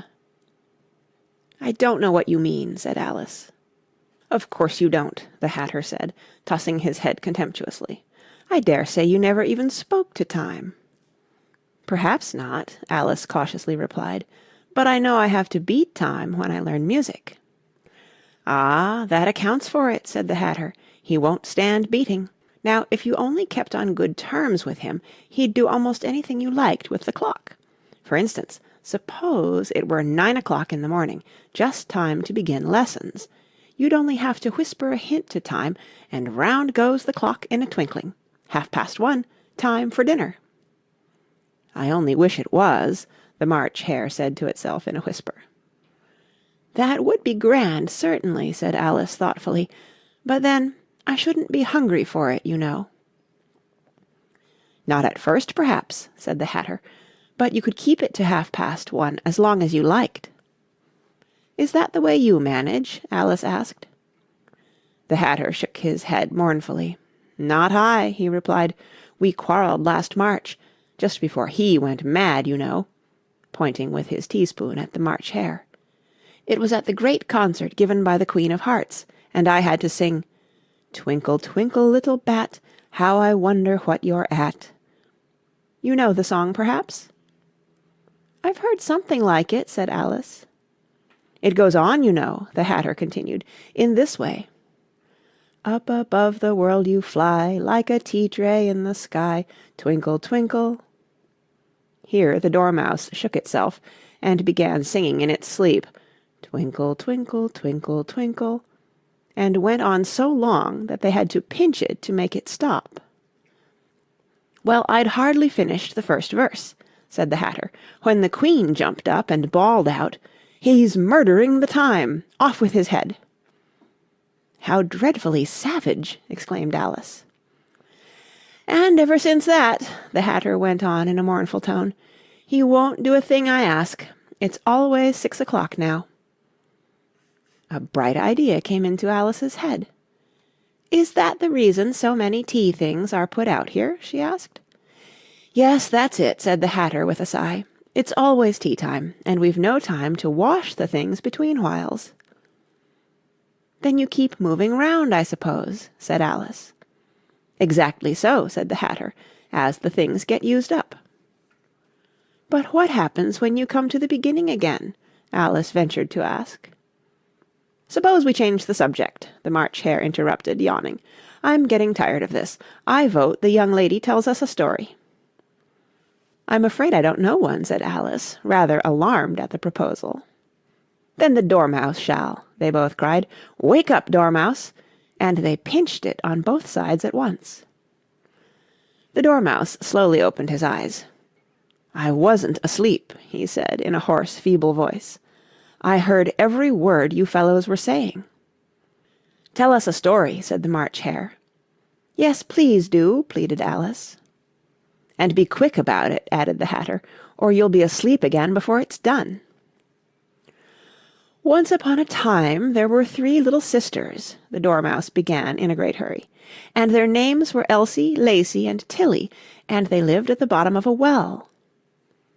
"What did they live on?" said Alice, who always took a great interest in questions of eating and drinking. "They lived on treacle," said the Dormouse, after thinking a minute or two. "They couldn't have done that, you know," Alice gently remarked. "They'd have been ill." "So they were," said the Dormouse, "very ill." Alice tried to fancy to herself what such an extraordinary way of living would be like, but it puzzled her too much, so she went on. "But why did they live at the bottom of a well?" "Take some more tea," the March Hare said to Alice very earnestly. "I've had nothing yet," Alice replied in an offended tone, "so I can't take more." "You mean you can't take less," said the Hatter. "It's very easy to take more than nothing." "Nobody asked your opinion," said Alice. "Who's making personal remarks now?" the Hatter asked triumphantly. Alice did not quite know what to say to this, so she helped herself to some tea and bread and butter, and then turned to the Dormouse and repeated her question. Why did they live at the bottom of a well? The Dormouse again took a minute or two to think about it, and then said, "It was a treacle well."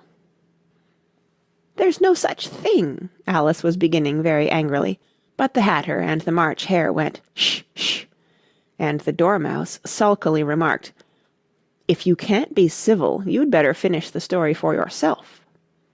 "No, please go on," Alice said very humbly. "I won't interrupt again. I dare say there may be one." "One indeed," said the Dormouse indignantly. However, he consented to go on. "And so these 3 little sisters, they were learning to draw, you know." "What did they draw?" said Alice, quite forgetting her promise. "Treacle," said the Dormouse, without considering at all this time. "I want a clean cup," interrupted the Hatter. "Let's all move one place on." He moved on as he spoke, and the Dormouse followed him. The March Hare moved into the Dormouse's place, and Alice rather unwillingly took the place of the March Hare.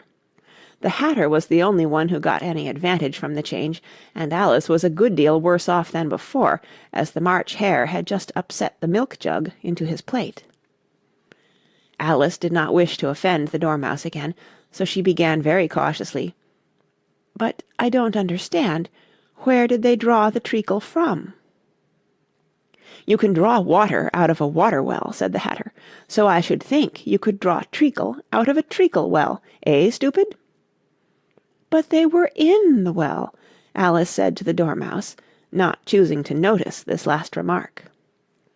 "Of course they were," said the Dormouse. "Well in." This answer so confused poor Alice that she let the Dormouse go on for some time without interrupting it. "They were learning to draw," the Dormouse went on, yawning and rubbing its eyes, for it was getting very sleepy, "and they drew all manner of things, everything that begins with an M." "Why with an M?" said Alice. "Why not?" said the March Hare. Alice was silent.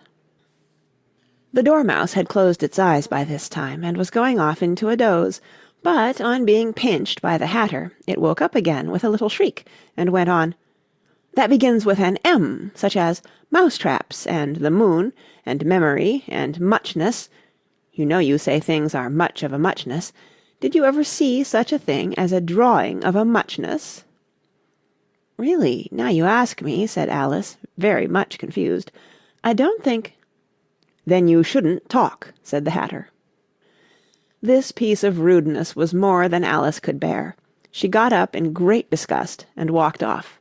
The Dormouse fell asleep instantly, and neither of the others took the least notice of her going, though she looked back once or twice, half hoping that they would call after her. The last time she saw them, they were trying to put the Dormouse into the teapot. "At any rate, I'll never go there again," said Alice, as she picked her way through the wood. "It's the stupidest tea-party I ever was at in all my life." Just as she said this, she noticed that one of the trees had a door leading right into it. "That's very curious," she thought, "but everything's curious today. I think I may as well go in at once." And in she went. Once more she found herself in the long hall and close to the little glass table. "Now I'll manage better this time," she said to herself, and began by taking the little golden key and unlocking the door that led into the garden. Then she went to work nibbling at the mushroom. She had kept a piece of it in her pocket, till she was about a foot high. Then she walked down the little passage, and then she found herself at last in the beautiful garden, among the bright flower beds and the cool fountains. End of Chapter 7. Chapter 8. The Queen's Croquet Ground. A large rose tree stood near the entrance of the garden. The roses growing on it were white, but there were 3 gardeners at it, busily painting them red. Alice thought this a very curious thing, and she went nearer to watch them. And just as she came up to them, she heard one of them say, "Look out now, Five. Don't go splashing paint over me like that." "I couldn't help it," said Five in a sulky tone. "Seven jogged my elbow." On which Seven looked up and said, "That's right, Five. Always lay the blame on others." "You'd better not talk," said Five. "I heard the Queen say only yesterday you deserved to be beheaded." "What for?" said the one who had spoken first. "That's none of your business, Two," said Seven. "Yes, it is his business," said Five, "and I'll tell him. It was for bringing the cooked tulip roots instead of onions."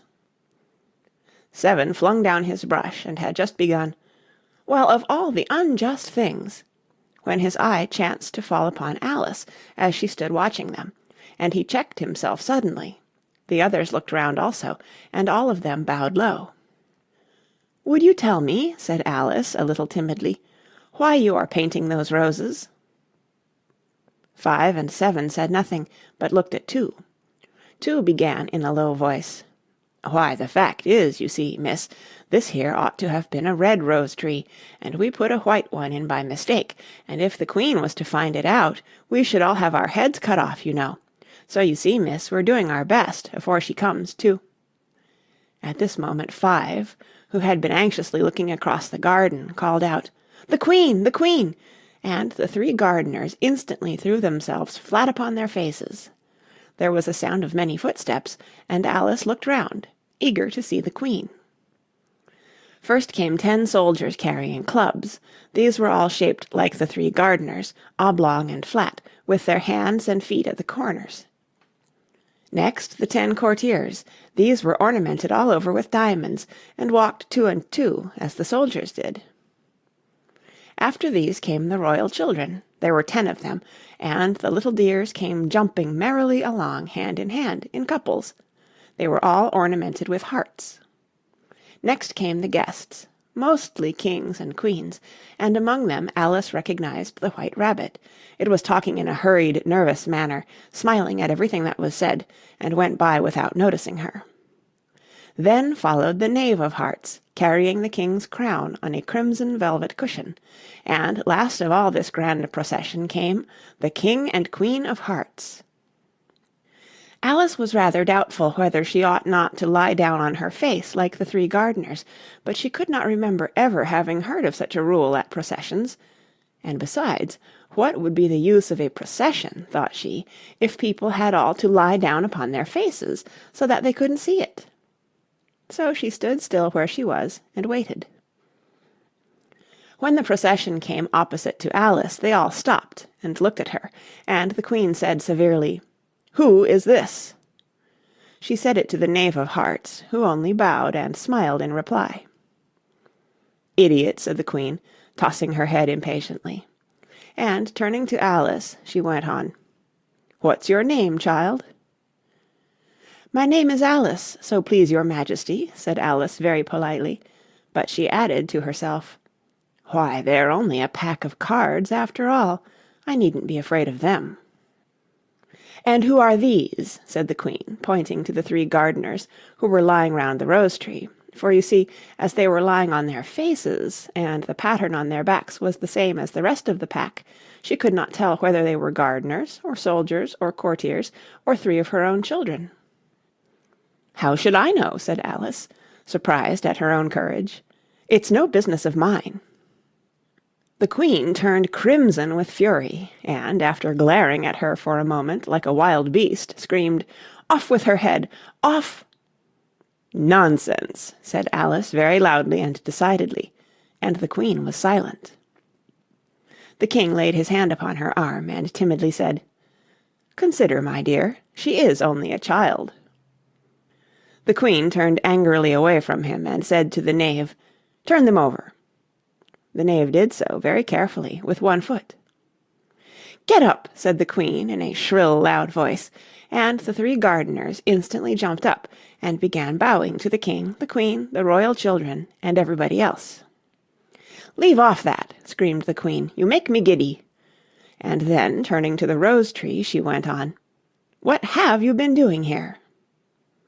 "May it please your Majesty," said two, in a very humble tone, going down on one knee as he spoke, "we were trying—" "I see," said the Queen, who had meanwhile been examining the roses.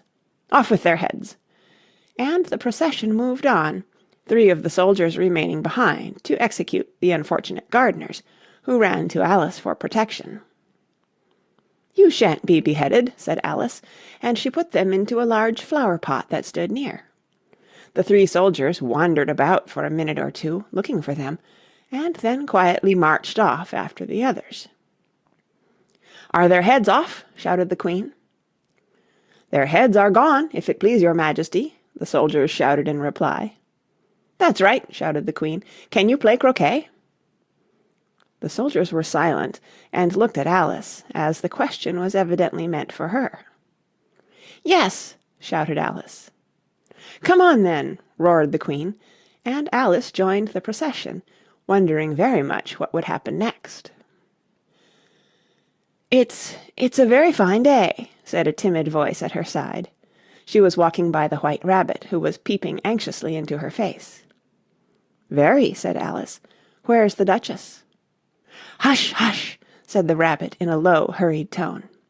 He looked anxiously over his shoulder as he spoke, and then raised himself upon tiptoe, put his mouth close to her ear, and whispered, "She's under sentence of execution." "What for?" said Alice. "Did you say, 'What a pity'?" the Rabbit asked. "No, I didn't," said Alice. "I don't think it's at all a pity. I said, 'What for?'" "She boxed the Queen's ears," the Rabbit began. Alice gave a little scream of laughter. "Oh, hush!" the Rabbit whispered in a frightened tone. "The Queen will hear you. You see, she came rather late, and the Queen said—" "Get to your places!" shouted the Queen in a voice of thunder, and people began running about in all directions, tumbling up against each other. However, they got settled down in a minute or two, and the game began. Alice thought she had never seen such a curious croquet ground in her life.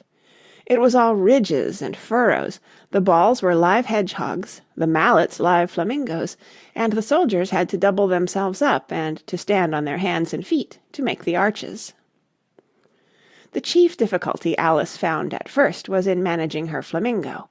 She succeeded in getting its body tucked away comfortably enough under her arm with its legs hanging down, but generally, just as she had got its neck nicely straightened out and was going to give the hedgehog a blow with its head, it would twist itself round and look up into her face with such a puzzled expression that she could not help bursting out laughing, and when she had got its head down and was going to begin again, it was very provoking to find that the hedgehog had unrolled itself and was in the act of crawling away. Besides all this, there was generally a ridge or furrow in the way wherever she wanted to send the hedgehog to, and as the doubled-up soldiers were always getting up and walking off to other parts of the ground, Alice soon came to the conclusion that it was a very difficult game indeed. The players all played at once without waiting for turns, quarrelling all the while, and fighting for the hedgehogs, and in a very short time the Queen was in a furious passion, and went stamping about and shouting, "Off with his head!" or "Off with her head!" about once a minute. Alice began to feel very uneasy. To be sure, she had not as yet had any dispute with the Queen, but she knew that it might happen any minute. "And then," thought she, "what would become of me? They're dreadfully fond of beheading people here. The great wonder is that there's anyone left alive." She was looking about for some way of escape, and wondering whether she could get away without being seen, when she noticed a curious appearance in the air. It puzzled her very much at first, but after watching it a minute or two, she made it out to be a grin, and she said to herself, "It's the Cheshire Cat. Now I shall have somebody to talk to." "How are you getting on?" said the cat, as soon as there was mouth enough for it to speak with. Alice waited till the eyes appeared, and then nodded. "It's no use speaking to it," she thought, "till its ears have come, or at least one of them." In another minute the whole head appeared, and then Alice put down her flamingo and began an account of the game, feeling very glad she had someone to listen to her. The cat seemed to think that there was enough of it now in sight, and no more of it appeared. "I don't think they play at all fairly," Alice began, in rather a complaining tone. "And they all quarrel so dreadfully one can't hear oneself speak. And they don't seem to have any rules in particular. At least, if there are, nobody attends to them. And you've no idea how confusing it is, all the things being alive. For instance, there's the arch I've got to go through next, walking about at the other end of the ground, and I should have croqueted the Queen's hedgehog just now, only it ran away when it saw mine coming." "How do you like the Queen?" said the cat, in a low voice. "Not at all," said Alice. "She's so extremely—" Just then she noticed that the Queen was close behind her, listening, so she went on, "likely to win, that it's hardly worth while finishing the game." The Queen smiled and passed on. "Who are you talking to?" said the King, going up to Alice, and looking at the cat's head with great curiosity. "It's a friend of mine, a Cheshire Cat," said Alice. "Allow me to introduce it." "I don't like the look of it at all," said the King. "However, it may kiss my hand if it likes." "I'd rather not," the cat remarked. "Don't be impertinent," said the King, "and don't look at me like that." He got behind Alice as he spoke. "A cat may look at a king," said Alice. "I've read that in some book, but I don't remember where." "Well, it must be removed," said the King very decidedly, and he called the Queen, who was passing at the moment. "My dear, I wish you would have this cat removed." The Queen had only one way of settling all difficulties, great or small. "Off with his head," she said, without even looking round. "I'll fetch the executioner myself," said the King eagerly, and he hurried off. Alice thought she might as well go back and see how the game was going on, as she heard the Queen's voice in the distance, screaming with passion. She had already heard her sentence 3 of the players to be executed for having missed their turns, and she did not like the look of things at all, as the game was in such confusion that she never knew whether it was her turn or not. So she went in search of her hedgehog. The hedgehog was engaged in a fight with another hedgehog, which seemed to Alice an excellent opportunity for croqueting one of them with the other. The only difficulty was that her flamingo was gone across to the other side of the garden, where Alice could see it trying in a helpless sort of way to fly up into a tree. By the time she had caught the flamingo and brought it back, the fight was over, and both the hedgehogs were out of sight. "But it doesn't matter much," thought Alice, "as all the arches are gone from this side of the ground." So she tucked it away under her arm, that it might not escape again, and went back for a little more conversation with her friend. When she got back to the Cheshire Cat, she was surprised to find quite a large crowd collected round it. There was a dispute going on between the executioner, the King, and the Queen, who were all talking at once, while all the rest were quite silent, and looked very uncomfortable. The moment Alice appeared, she was appealed to by all 3 to settle the question, and they repeated their arguments to her, though, as they all spoke at once, she found it very hard indeed to make out exactly what they said. The executioner's argument was that you couldn't cut off a head unless there was a body to cut it off from, that he had never had to do such a thing before, and he wasn't going to begin at his time of life. The King's argument was that anything that had a head could be beheaded, and that you weren't to talk nonsense. The Queen's argument was that if something wasn't done about it in less than no time, she'd have everybody executed all round. It was this last remark that had made the whole party look so grave and anxious. Alice could think of nothing else to say but, "It belongs to the Duchess. You'd better ask her about it." "She's in prison," the Queen said to the executioner. "Fetch her here." And the executioner went off like an arrow. The cat's head began fading away the moment he was gone, and, by the time he had come back with the Duchess, it had entirely disappeared, so the King and the executioner ran wildly up and down looking for it, while the rest of the party went back to the game. End of Chapter 8. Chapter 9. The Mock Turtle's Story. "You can't think how glad I am to see you again, you dear old thing," said the Duchess, as she tucked her arm affectionately into Alice's, and they walked off together. Alice was very glad to find her in such a pleasant temper, and thought to herself that perhaps it was only the pepper that had made her so savage when they met in the kitchen. "When I'm a duchess," she said to herself, not in a very hopeful tone, though, "I won't have any pepper in my kitchen at all. Soup does very well without. Maybe it's always pepper that makes people hot-tempered," she went on, very much pleased at having found out a new kind of rule, "and vinegar that makes them sour, and chamomile that makes them bitter, and barley sugar and such things that make children sweet-tempered.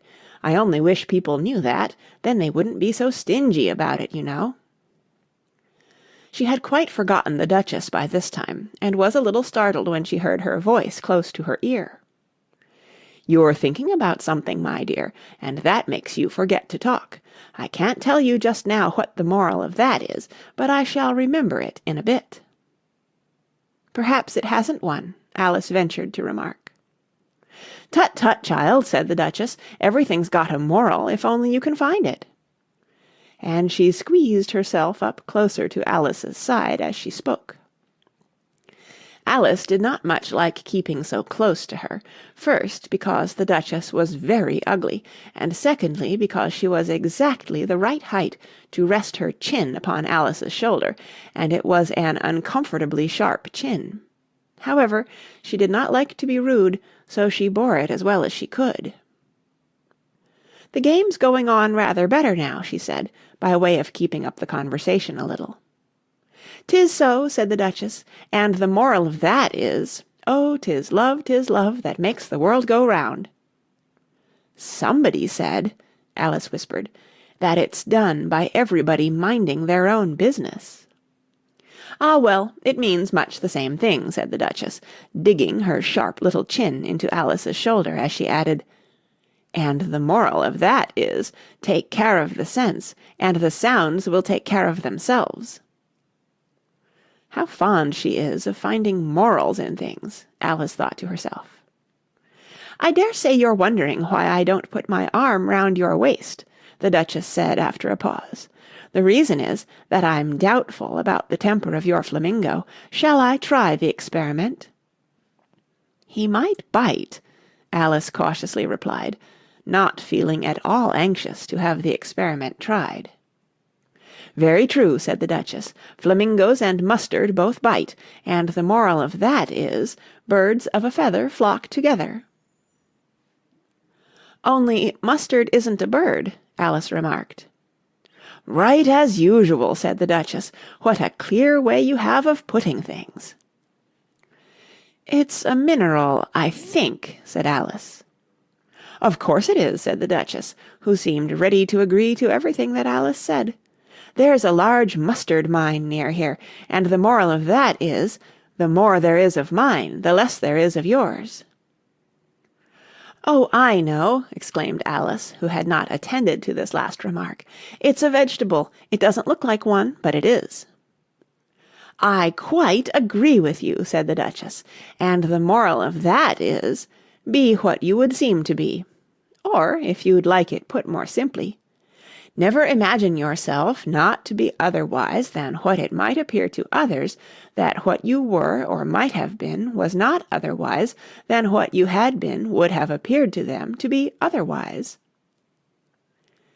"I think I should understand that better," Alice said very politely, "if I had it written down, but I can't quite follow it as you say it." "That's nothing to what I could say if I chose," the Duchess replied in a pleased tone. "Pray don't trouble yourself to say it any longer than that," said Alice. "Oh, don't talk about trouble," said the Duchess. "I make you a present of everything I've said as yet." A cheap sort of present, thought Alice. I'm glad they don't give birthday presents like that. But she did not venture to say it out loud. "Thinking again?" the Duchess asked, with another dig of her sharp little chin. "I've a right to think," said Alice sharply, for she was beginning to feel a little worried. "Just about as much right," said the Duchess, "as pigs have to fly, and the But here, to Alice's great surprise, the Duchess's voice died away, even in the middle of her favourite word, moral, and the arm that was linked into hers began to tremble. Alice looked up, and there stood the Queen in front of them, with her arms folded, frowning like a thunderstorm. "A fine day, your Majesty," the Duchess began in a low, weak voice. "Now I give you fair warning," shouted the Queen, stamping on the ground as she spoke. "Either you or your head must be off, and that in about half no time. Take your choice." The Duchess took her choice, and was gone in a moment. "Let's go on with the game," the Queen said to Alice, and Alice was too much frightened to say a word, but slowly followed her back to the croquet ground. The other guests had taken advantage of the Queen's absence, and were resting in the shade. However, the moment they saw her, they hurried back to the game, the Queen merely remarking that a moment's delay would cost them their lives. All the time they were playing, the Queen never left off quarrelling with the other players, and shouting, "Off with his head!" or "Off with her head!"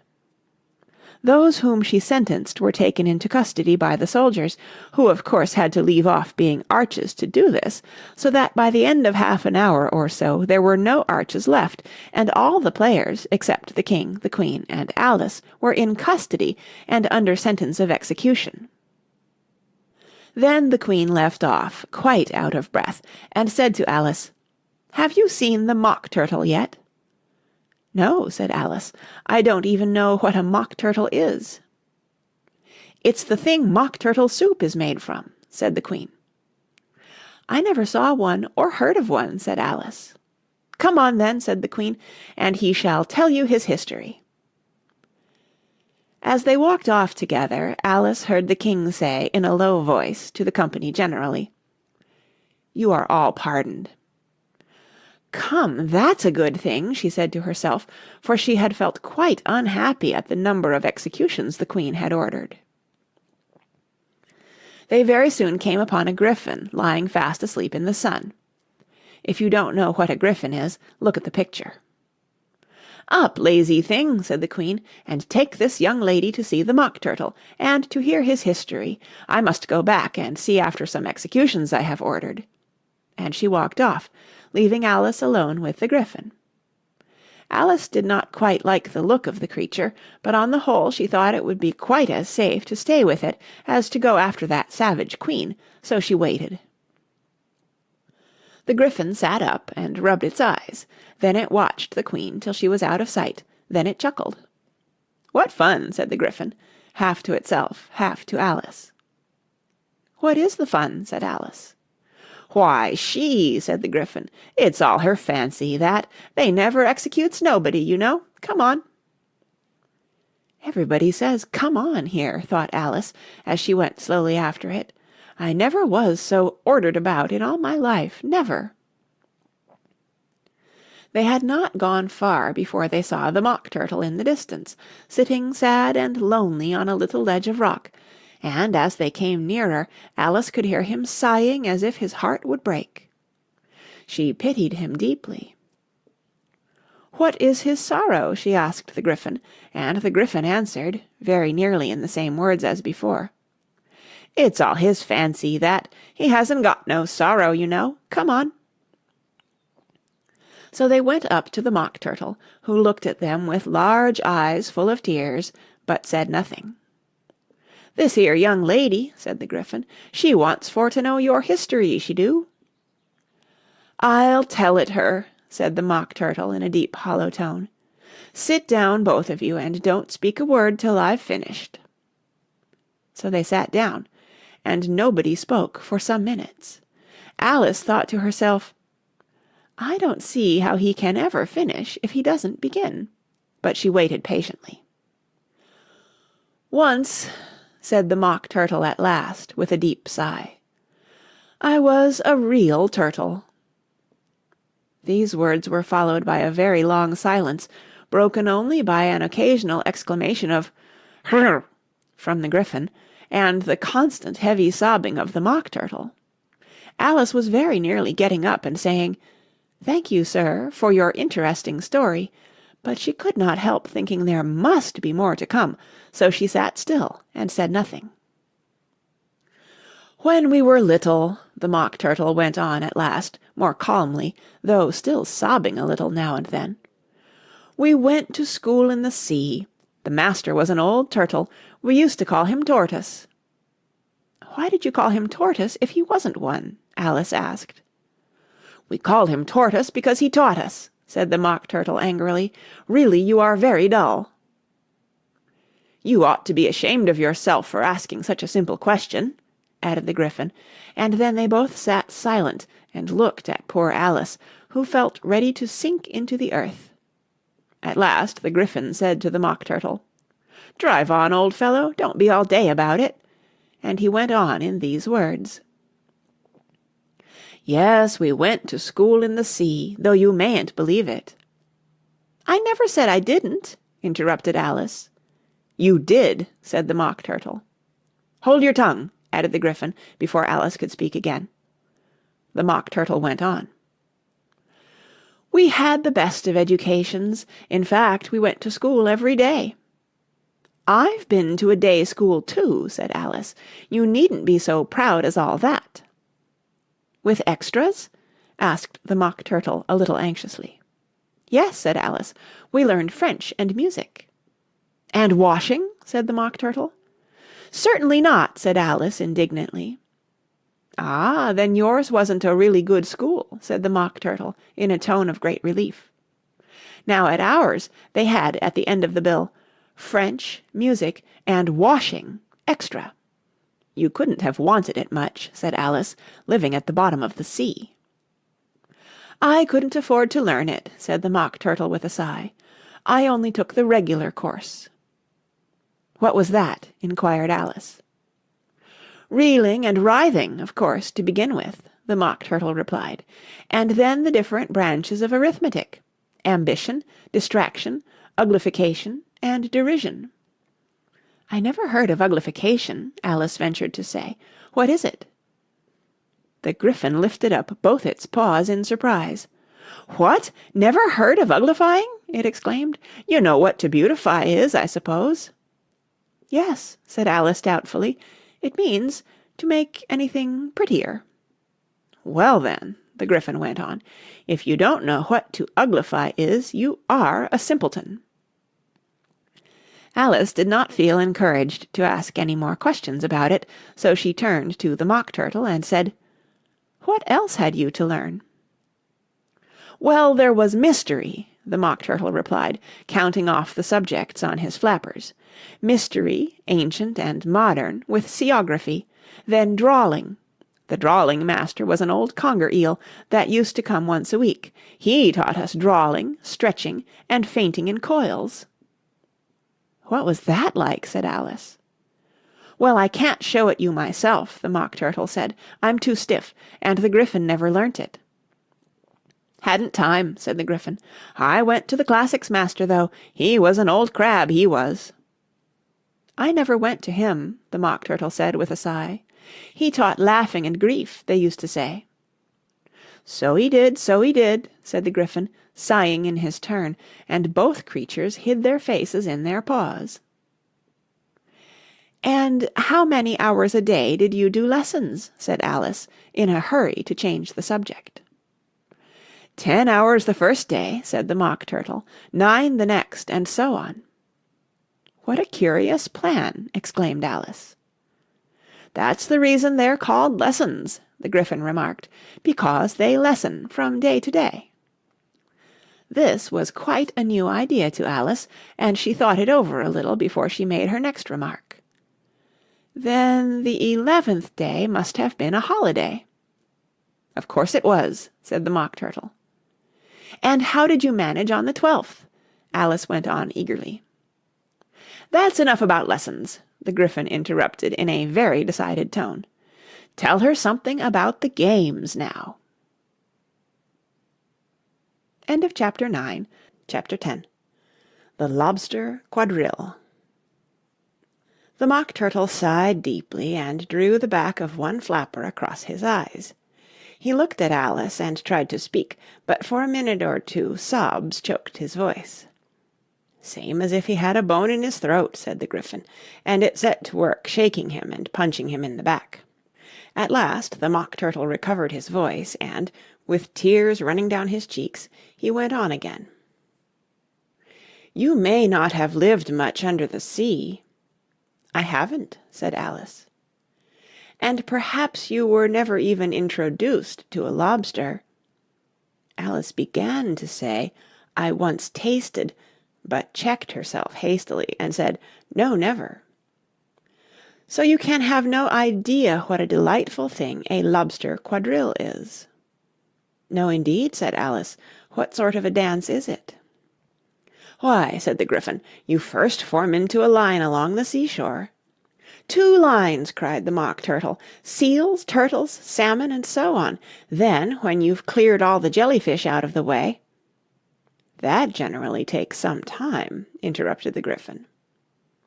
"You advance twice—" "Each with a lobster as a partner!" cried the Gryphon.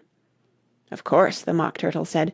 "Advance twice, set to partners—" "Change lobsters and retire in same order," continued the Gryphon.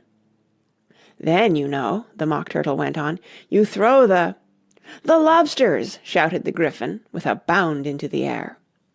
"As far out to sea as you can—" "Swim after them!" screamed the Gryphon. "Turn a somersault in the sea!" cried the Mock Turtle, capering wildly about. "Change lobsters again!" yelled the Gryphon at the top of its voice.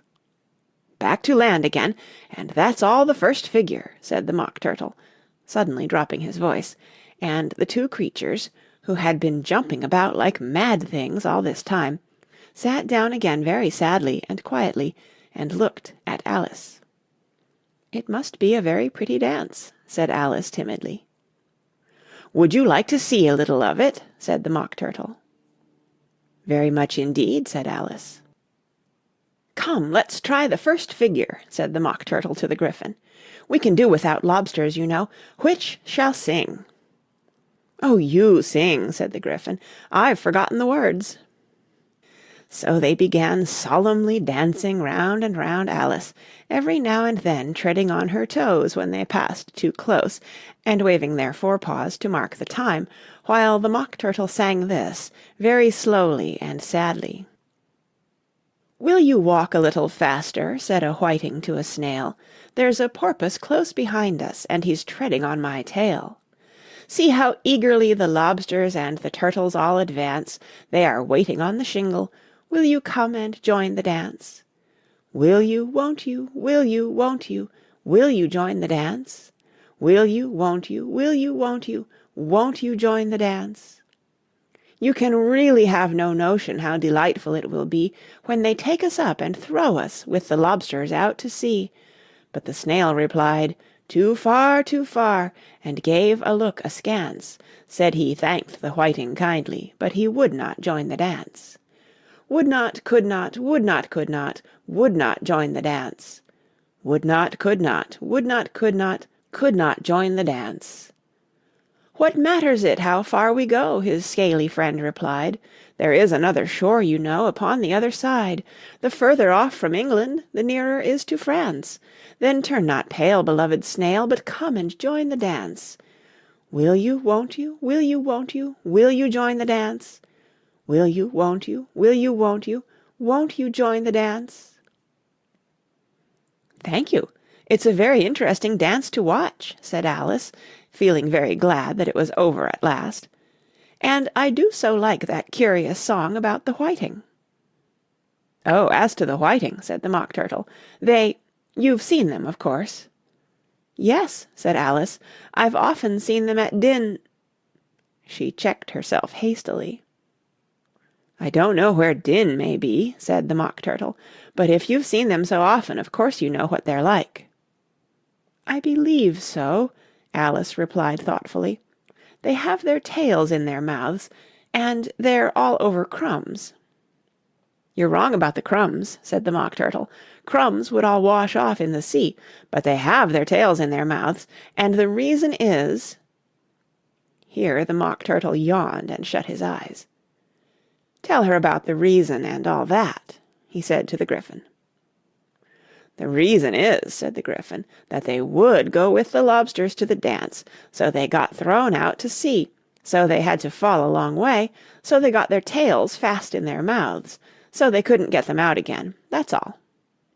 "Thank you," said Alice. "It's very interesting. I never knew so much about a whiting before."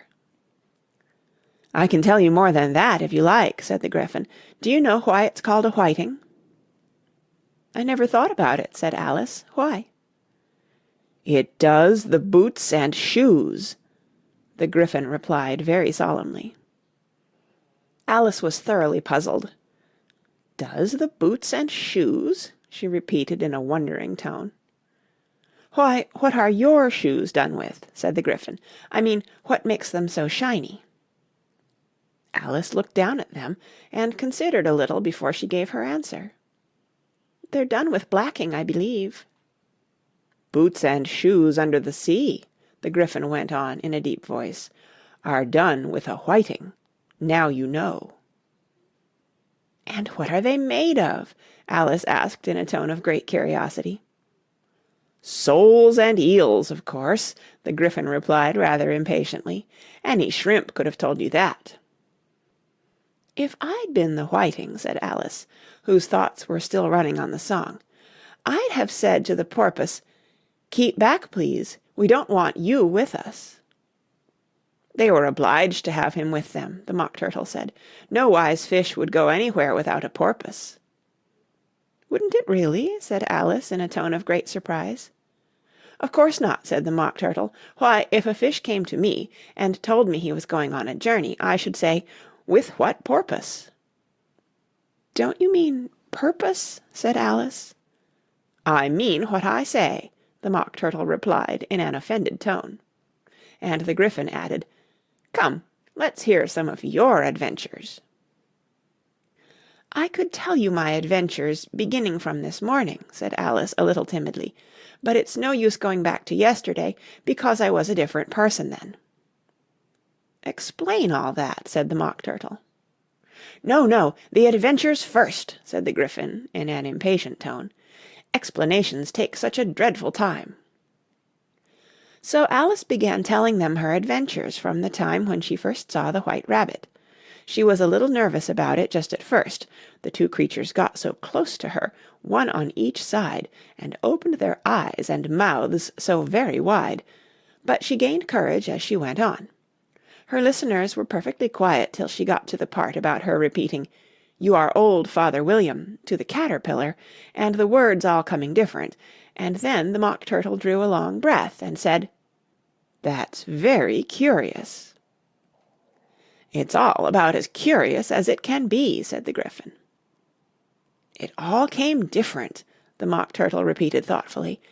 "I should like to hear her try and repeat something now. Tell her to begin." He looked at the Gryphon as if he thought it had some kind of authority over Alice. "Stand up and repeat, ''Tis the voice of the sluggard,'" said the Gryphon. "How the creatures order one about, and make one repeat lessons," thought Alice. "I might as well be at school at once." However, she got up and began to repeat it, but her head was so full of the lobster quadrille that she hardly knew what she was saying, and the words came very queer indeed. "'Tis the voice of the lobster, I heard him declare, You have baked me too brown, I must sugar my hair. As a duck with its eyelids, so he with his nose Trims his belt and his buttons, and turns out his toes. When the sands are all dry, he is gay as a lark, And will talk in contemptuous tones of the shark, But when the tide rises and sharks are around, His voice has a timid and tremulous sound." "That's different from what I used to say when I was a child," said the Gryphon. "Well, I never heard it before," said the Mock Turtle, "but it sounds uncommon nonsense." Alice said nothing. She had sat down with her face in her hands, wondering if anything would ever happen in a natural way again. "I should like to have it explained," said the Mock Turtle. "She can't explain it," said the Gryphon hastily. "Go on with the next verse." "But about his toes," the Mock Turtle persisted. "How could he turn them out with his nose, you know?" "It's the first position in dancing," Alice said, but was dreadfully puzzled by the whole thing, and longed to change the subject. "Go on with the next verse," the Gryphon repeated impatiently.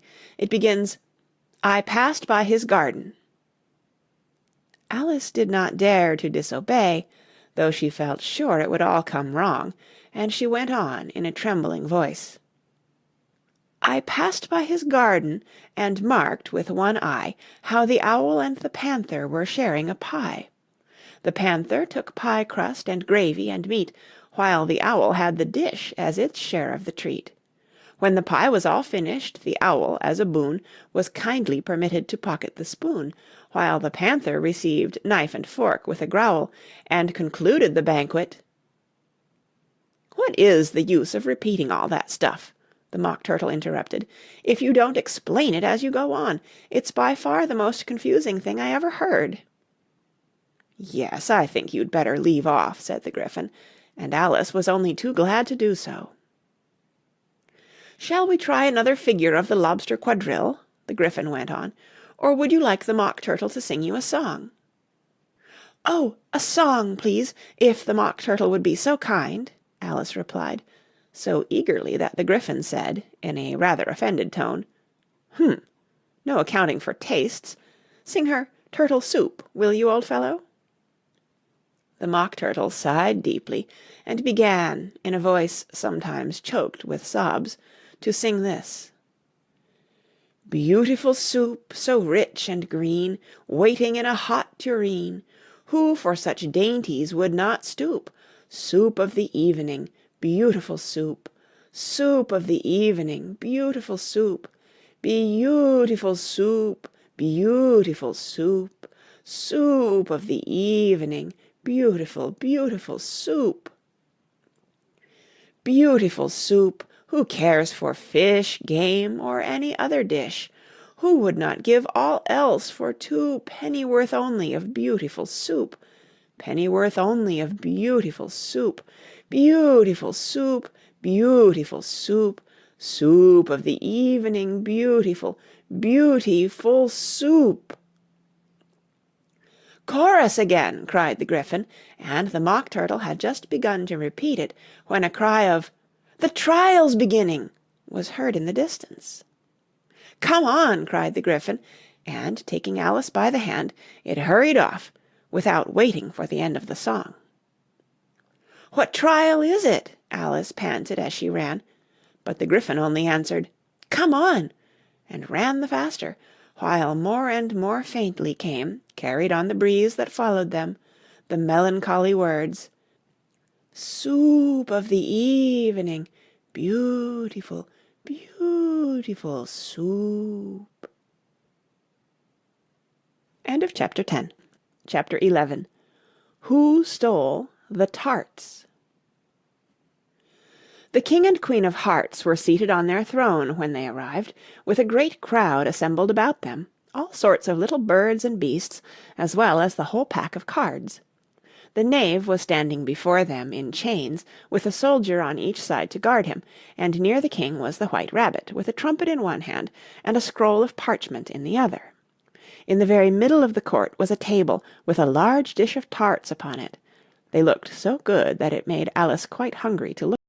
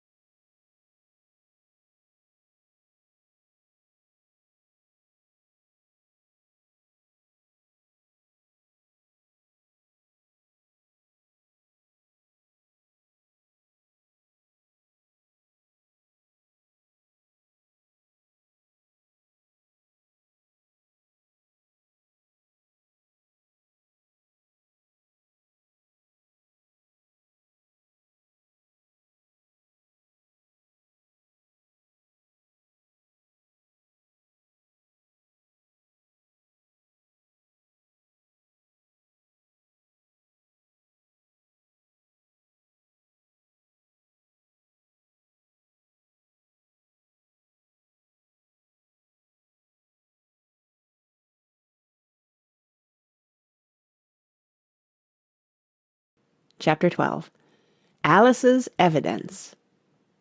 "Here!" cried Alice, quite forgetting in the flurry of the moment how large she had grown in the last few minutes, and she jumped up in such a hurry that she tipped over the jury box with the edge of her skirt, upsetting all the jurymen on to the heads of the crowd below, and there they lay sprawling about, reminding her very much of a globe of goldfish she had accidentally upset the week before. "Oh, I beg your pardon!" she exclaimed in a tone of great dismay, and began picking them up again as quickly